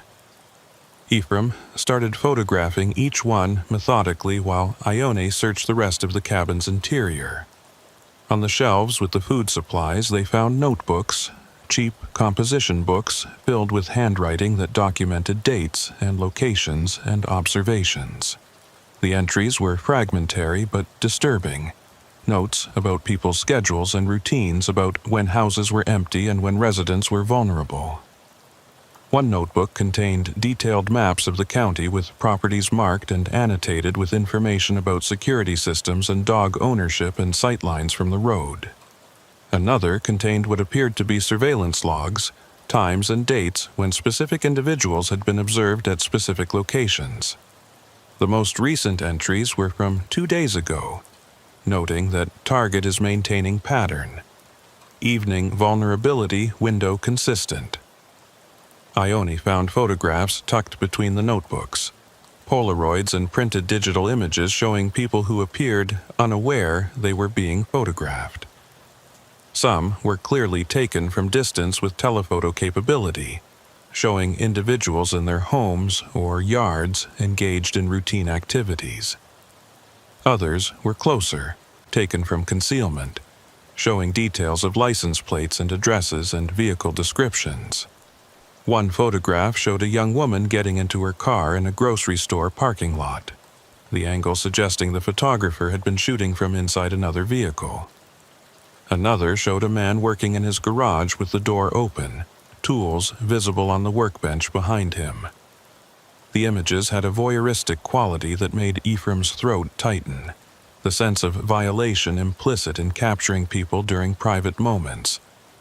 None of the photographs showed actual crimes being committed, but collectively they suggested preparation for crimes, surveillance that preceded targeting.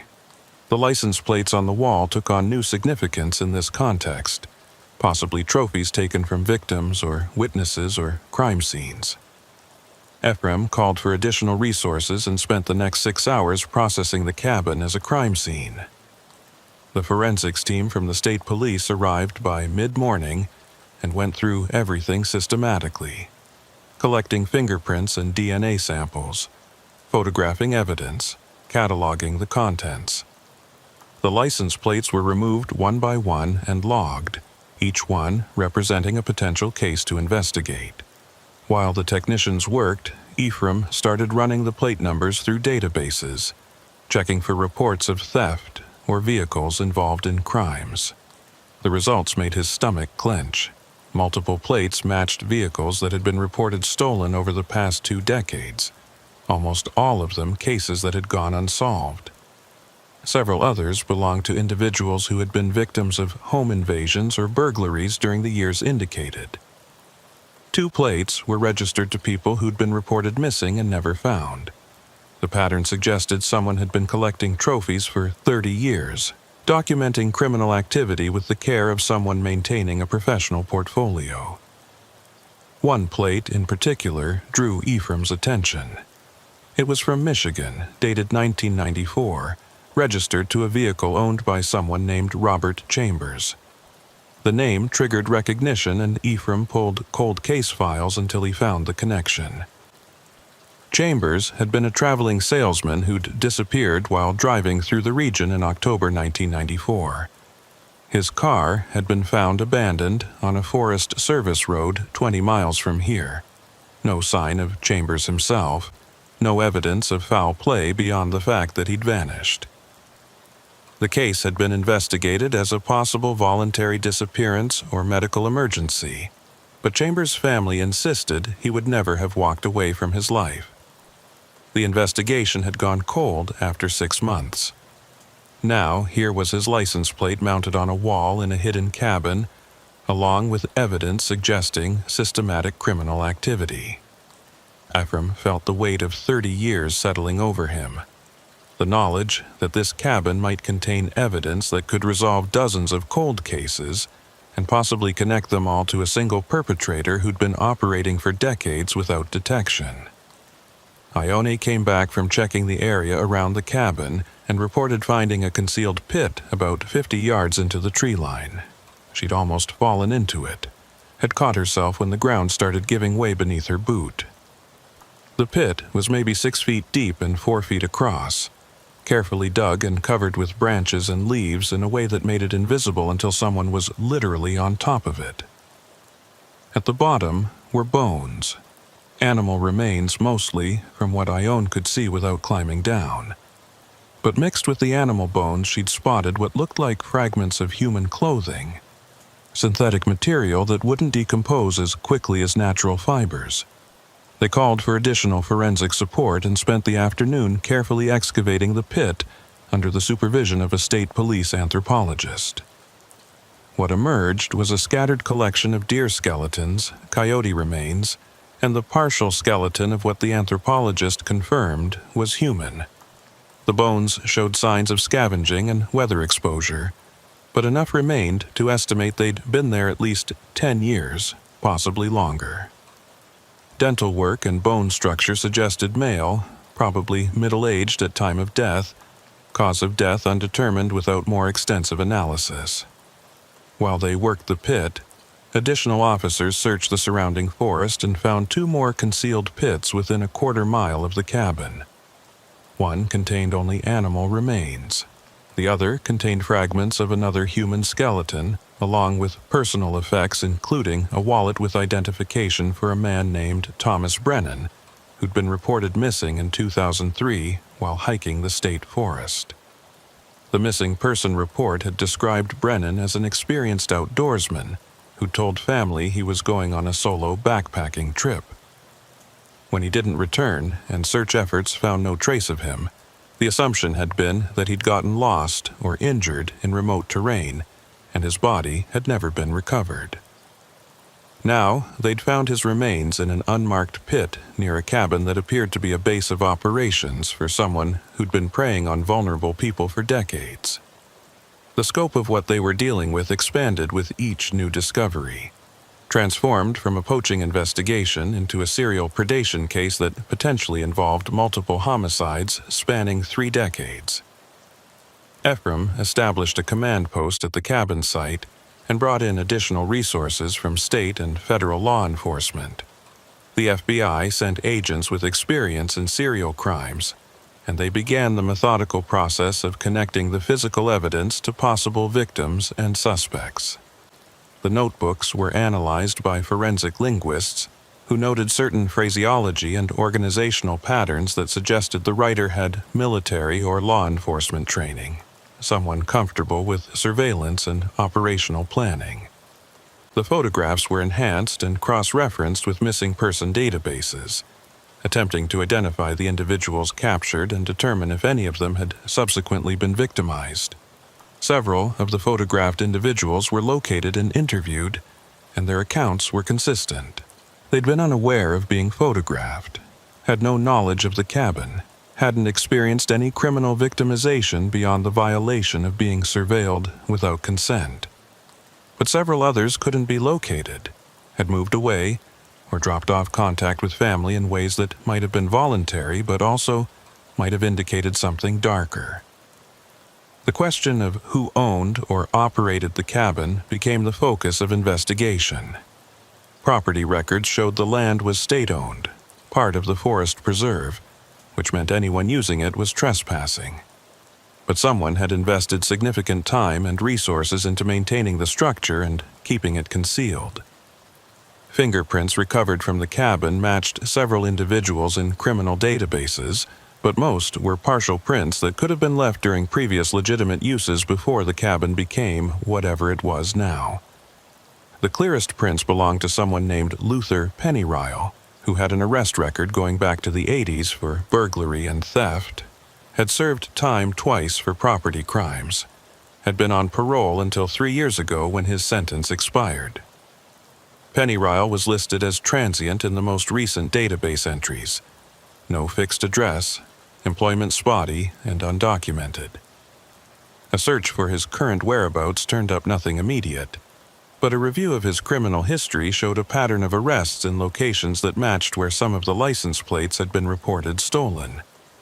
Ephraim obtained warrants and started building a comprehensive file on Luther Pennyrile.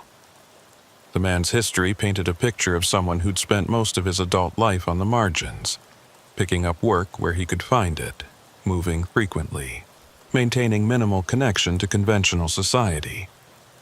Arrest photos showed a lean man with weathered features, someone who looked at the camera with an expression that suggested he was comfortable with law enforcement attention and unconcerned about consequences. Witnesses from various arrests described him as quiet, polite when it served his purpose, capable of sudden violence when cornered. No history of sexual crimes or violent felonies, but the pattern of his burglary showed escalation over time, from stealing from unoccupied structures to entering homes while residents slept. Several victims had reported the disturbing detail that items had been moved or rearranged but not stolen, suggesting Pennyrile had been inside their homes for reasons beyond simple theft.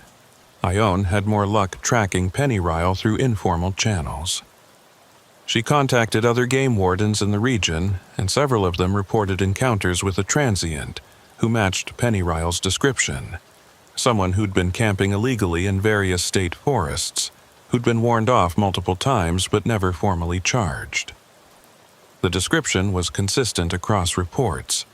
Travels alone, drives an older model pickup truck with camper shell, knows the backcountry well enough to avoid detection when he chooses, maintains a low profile but isn't overtly hostile to authority. One warden mentioned that Pennyrile had been seen near the old logging camp area as recently as 2 months ago, had been warned that he was trespassing and needed to vacate, had complied immediately and politely. The timing suggested he'd been using the cabin regularly, had probably been the one who'd fired the shots that brought Ephraim out here in the first place. The question was why he'd been shooting and whether he'd hit anything worth investigating. They found the answer a week later when a hunter reported finding a makeshift camp about 3 miles from the cabin. The camp consisted of a tarp shelter and a cold fire pit, personal items scattered in a way that suggested rapid departure. Among the items was identification for a man named Robert Vance, a registered sex offender who'd been released from prison 4 months earlier and was supposed to be living in a supervised halfway house 2 counties away.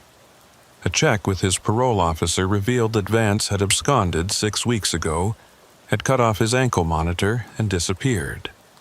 There'd been an active warrant for his arrest, but limited resources had meant the search hadn't extended beyond checking known associates and family contacts. Now, here was evidence that Vance had been living rough in the state forest, had established a camp in territory that happened to be under surveillance by someone who collected license plates and maintained detailed notebooks about potential targets. The possibility crystallized that Pennyrile had been watching Vance, had perhaps fired those shots at him, had potentially driven him off, or worse.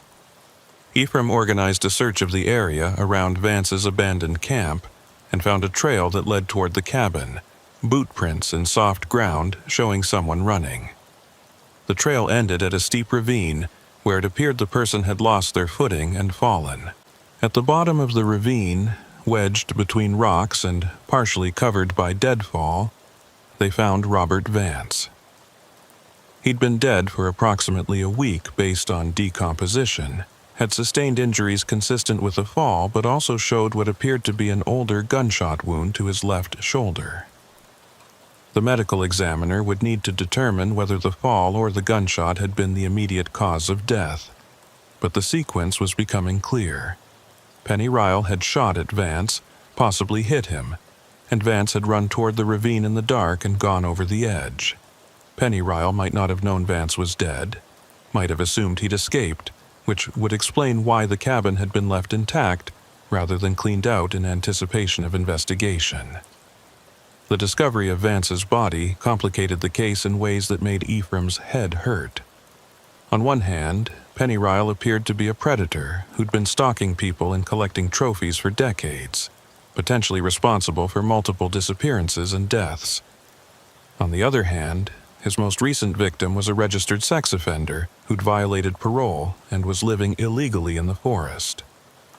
The notebooks found in the cabin included entries about Vance, documenting his movements and habits with the same clinical precision applied to other subjects. But the tone of these entries was different, carried an edge of moral judgment that wasn't present in earlier surveillance logs. One entry read, "Target represents clear threat to community. Pattern suggests intent to reoffend. Local law enforcement unaware of his presence." Another entry noted, "Subject approaches playgrounds during school dismissal times, maintains distance but demonstrates consistent surveillance of minors." The entries suggested Penny Ryle had been watching Vance with specific purpose, had perhaps decided to eliminate a threat that the formal justice system couldn't address adequately. Ephraim brought in a criminal psychologist to review all the evidence and help build a profile of Penny Ryle. The psychologist's assessment was that they were likely dealing with someone who saw himself as a vigilante or protector, someone who'd decided that certain people deserved to be removed from society and had taken it upon himself to accomplish that removal. The collection of license plates and the meticulous documentation suggested someone who valued order and accountability, who kept records not from compulsion but from a sense that his actions needed to be justified and preserved. The victims appeared to have been selected based on criteria that would make sense to someone with a particular moral framework. People who were transient or otherwise disconnected from support systems, people whose disappearance wouldn't generate sustained investigation, and more recently people like Vance, who Penny Ryle might have viewed as legitimate threats. The pattern suggested evolution from opportunistic predation to ideologically motivated targeting. Someone who'd started by victimizing vulnerable people and had gradually shifted toward victimizing people he viewed as predators themselves. The FBI agents working the case had seen variations of this pattern before. They explained that certain offenders developed elaborate justifications for their crimes, created moral frameworks that allowed them to view themselves as righteous rather than criminal. Penny Ryle's notebooks contained fragments of this framework, references to justice and protection and the failure of systems that were supposed to keep communities safe. One entry that particularly struck Ephraim read, "Society creates categories of acceptable and unacceptable victims, punishes crimes against the acceptable while ignoring crimes against the unacceptable. This is the gap where real protection must occur." The psychology was disturbing because it contained enough truth to be compelling while using that truth to justify actions that were fundamentally predatory. Penny Ryle had started by preying on people society didn't value, had taken their lives and possessions without consequence, and had gradually evolved his methodology until he was targeting people he viewed as predators, using similar methods but with what he'd convinced himself was moral purpose. Tracking Penny Ryle became the priority. They circulated his photograph to law enforcement agencies across multiple states, monitored known associates and family contacts, put surveillance on locations he'd been connected to previously. But weeks passed without any solid leads. Pennyrile had decades of experience living off-grid, knew how to avoid detection, had resources hidden in various locations based on entries in his notebooks. One entry mentioned supply cache near old fire tower, sufficient for 6 months if necessary. They found the fire tower on state forest maps and sent teams to search it. Found a buried container with dried food, camping equipment, cash, and fake identification documents, but no sign of Pennyrile himself. He'd anticipated the possibility of his cabin being discovered and had contingency plans in place. Ephraim read through the notebooks obsessively, trying to understand Pennyrile's thinking, trying to anticipate where he might go and what he might do next. One detail kept nagging at Ephraim.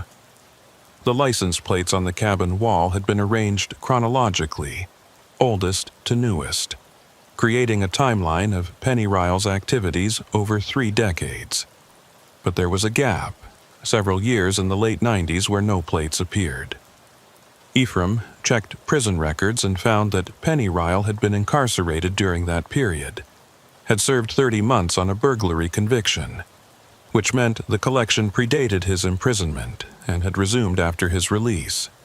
It suggested compulsion, something Pennyrile felt driven to continue despite the risk. The collection wasn't random trophies, but a record he felt compelled to maintain, evidence of actions he believed were significant enough to document.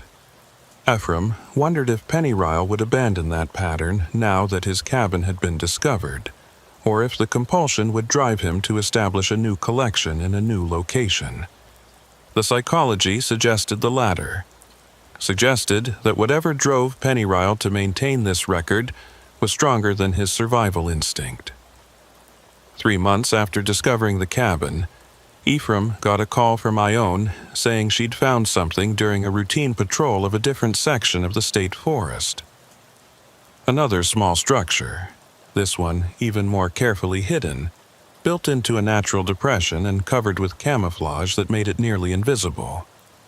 Inside were recent supplies and a single license plate mounted on the wall, dated 3 weeks ago, registered to a vehicle that had been reported abandoned near a hiking trailhead last month.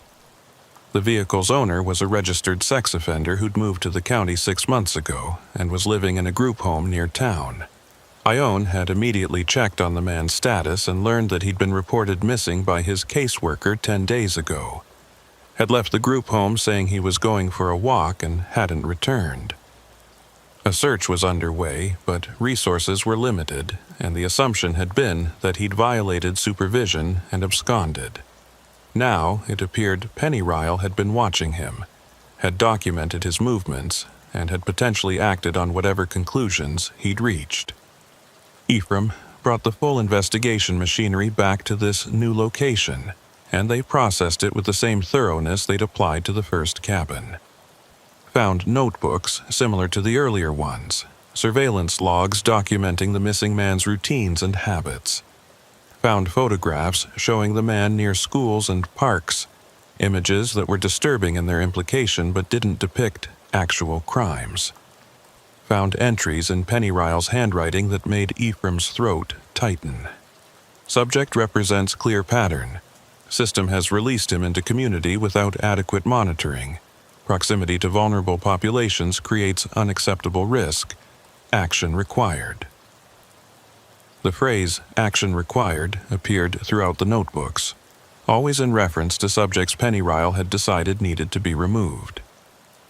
It was the language of military operations or corporate management applied to acts of murder, a sanitization that allowed Pennyrile to view himself as problem solver rather than killer. They never found the missing sex offender's body. Searches of the area around the new cabin turned up nothing. No concealed pits, no disturbed ground, no evidence of where Pennyrile might have disposed of remains. But the license plate on the wall was trophy enough. evidence that Pennyrile had followed his pattern, had selected a target and acted on it despite knowing that law enforcement was actively searching for him. The boldness was stunning and disturbing. It suggested someone who'd moved beyond concern for self-preservation into territory where ideology or compulsion drove behavior regardless of consequence. The FBI profilers said this was consistent with offenders who'd committed to their narrative so completely that capture became less important than continuing their mission. Pennyrile had become the role he'd created for himself, the protector who operated outside law because law had failed, and abandoning that role would mean admitting that everything he'd done was simply murder rather than justified action. The break came from an unexpected direction. A clerk at a small-town hardware store 3 counties away called the tip line, saying a man matching Pennyrile's description had been in asking about building supplies and camping equipment. The clerk had recognized him from the circulation photo and had noted the license plate on his truck before calling. Ephraim coordinated with local law enforcement, and they tracked the truck to a rest area where Pennyrile had apparently been sleeping. They approached carefully, with overwhelming force, multiple agencies converging simultaneously to prevent escape or violence. Pennyrile surrendered without resistance, sat in the back of a patrol car with the calm expression of someone who'd been expecting this moment and had made peace with it. When they searched his truck, they found notebooks identical to those from the cabins, documentation of new surveillance subjects, preliminary scouting reports on locations that might serve as future base camps. The work had continued despite discovery. The compulsion to document and target and act had driven him forward even when rational self-interest would have dictated disappearance. The interrogation stretched over days. Pennyrile was cooperative in the abstract, answered questions about his methodology and logistics, explained how he'd selected targets and surveillance locations. But he refused to acknowledge wrongdoing, maintained that he'd been protecting communities from threats that official systems ignored or inadequately addressed. He admitted to the shooting of Robert Vance but characterized it as defense of a community rather than murder. Said Vance had been surveilling children and represented an imminent threat. He refused to discuss the older cases, the license plates from the 80s and 90s, the bones in the concealed pits. His lawyer advised silence on anything that predated recent years, and Pennyrile complied, leaving those cases in the ambiguous space of strong suspicion without definitive proof. The prosecutors focused on what they could prove: the recent stalking and harassment of individuals, the shooting of Vance, the harassment campaign against the more recent missing sex offender. They built cases around documentation and physical evidence. Let the license plate collection and the notebooks speak to pattern, even if individual historical crimes couldn't be prosecuted. The trial became a media spectacle. Defense attorneys attempted to paint Pennyrile as a vigilante hero, someone who'd acted where systems failed, who'd protected communities from predators that law enforcement couldn't or wouldn't control. They brought in experts on sex offender recidivism, presented statistics about failures of supervision and monitoring, tried to create a narrative where Pennyrile's actions were understandable, if not legally justified. The prosecution countered with evidence of the earlier victims, people like Robert Chambers and Thomas Brennan, who weren't sex offenders, who'd simply been vulnerable and isolated, and had become targets of someone who rationalized murder by creating elaborate moral frameworks. They brought in family members who testified about loved ones who'd disappeared, about decades spent wondering and grieving, about how Pennyrile's self-appointed role as protector was really just predation dressed in ideology. The jury deliberated for less than a day before returning guilty verdicts on multiple counts. The judge sentenced Pennyrile to life without parole, and as they led him from the courtroom, he looked at Ephraim with an expression that might have been disappointment, or might have been pity. The look of someone who believed he'd been operating on a higher moral plane and was being punished by people who couldn't understand. Ephraim spent months after the trial working with families of the identified victims, helping them navigate the process of recovery and closure. Some of them were grateful for answers after decades of uncertainty. Others were angry that justice had taken so long, that Pennyrile had been able to operate for 30 years before being stopped. Several families declined to participate in the process at all, said knowing what had happened was worse than wondering. Said some questions were better left unanswered. Ephraim understood but didn't agree. His job was to provide answers regardless of whether those answers brought comfort or pain. The license plates were eventually returned to families or archived as evidence, each one representing a life that had intersected with Pennyrile's pathology. The cabins were demolished and the sites restored to natural forest, eliminating the physical infrastructure but not the knowledge of what had occurred there. Years later, Ephraim would still drive through the state forest on patrols, would pass the area where the first cabin had stood and think about the investigation. He thought about how close Pennyrile had come to never being discovered, how the random chance of poaching shots on a moonlit night had led to finding a serial predator who might otherwise have continued operating indefinitely. He thought about the license plates arranged on that wall, each one a marker of someone who'd been categorized as acceptable victim by a person who'd decided he had authority to make such judgments.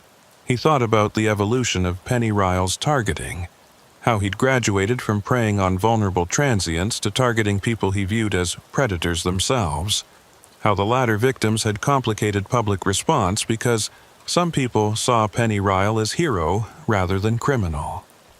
The moral ambiguity was disturbing because it revealed how easily people could rationalize violence when directed at populations they viewed as threatening or undesirable. Ione mentioned once that she still found the occasional sign of transient camps in the forest, people living off-grid for various reasons. Each time she investigated, she thought about Pennyrile, wondered if whoever left the camp was simply someone seeking solitude or someone building toward the kind of pathology that had driven Pennyrile to 30 years of predation. She'd become hypervigilant about certain patterns, about camps that showed signs of long-term occupation, about people who seemed to be watching rather than simply passing through. Ephraim understood the vigilance but cautioned against paranoia. Most people living rough in the forest were just trying to survive, were disconnected from society for reasons that didn't include criminal intent. The challenge was distinguishing between legitimate solitude-seeking and predatory behavior before the latter escalated to violence. There were no clear markers, no definitive signs that would identify someone like Pennyrile before they acted. Just patterns that became clear in retrospect, behaviors that seemed innocent until aggregated into evidence of systematic stalking. The hunting cabin case changed how Ephraim approached rural law enforcement. He'd learned that isolation enabled predation, that the spaces between communities created opportunities for people like Pennyrile to operate without detection. He'd learned that certain victims were systematically devalued, that transients and sex offenders and other marginalized populations could disappear without generating sustained investigation. He'd learned that ideology could corrupt and justify almost anything, that people convinced of their moral righteousness could commit horrifying acts while viewing themselves as heroes. The lesson stayed with him through the rest of his career, informed how he responded to missing person reports, how he evaluated evidence of crimes that occurred in remote areas. He became the institutional memory of what could happen when someone decided that conventional justice was inadequate and that they were authorized to implement their own version. The memory was uncomfortable but necessary, a reminder that the work of law enforcement was protecting everyone regardless of whether they were sympathetic victims, and that failing in that protection created spaces where predators thrived. Sometimes, late at night, Ephraim would drive past the forest and wonder about the license plates they'd never found. The victims Pennyrile had documented in notebooks that had been lost or destroyed before discovery. The 40 plates in the first cabin represented 40 incidents across 3 decades, but the gaps and inconsistencies suggested there might have been more. Collections that had been relocated or disposed of when Pennyrile moved to new territory. Each missing plate represented a person whose disappearance might never be explained, a family that would continue wondering, a question that would remain unanswered because the only person who knew the truth had decided that some information was too damaging to share even from prison. Pennyrile maintained his silence about the historical cases, refused interviews, declined opportunities to provide closure to families who were desperately seeking it. His refusal felt like a final act of control, a way of maintaining power even from within a system that had stripped him of all other authority. The silence was perhaps the cruelest aspect of his crimes, the knowledge that answers existed but would never be provided, that families would spend the rest of their lives living with uncertainty because one man had decided that his version of morality justified not just murder, but also the permanent denial of truth to people who deserved it.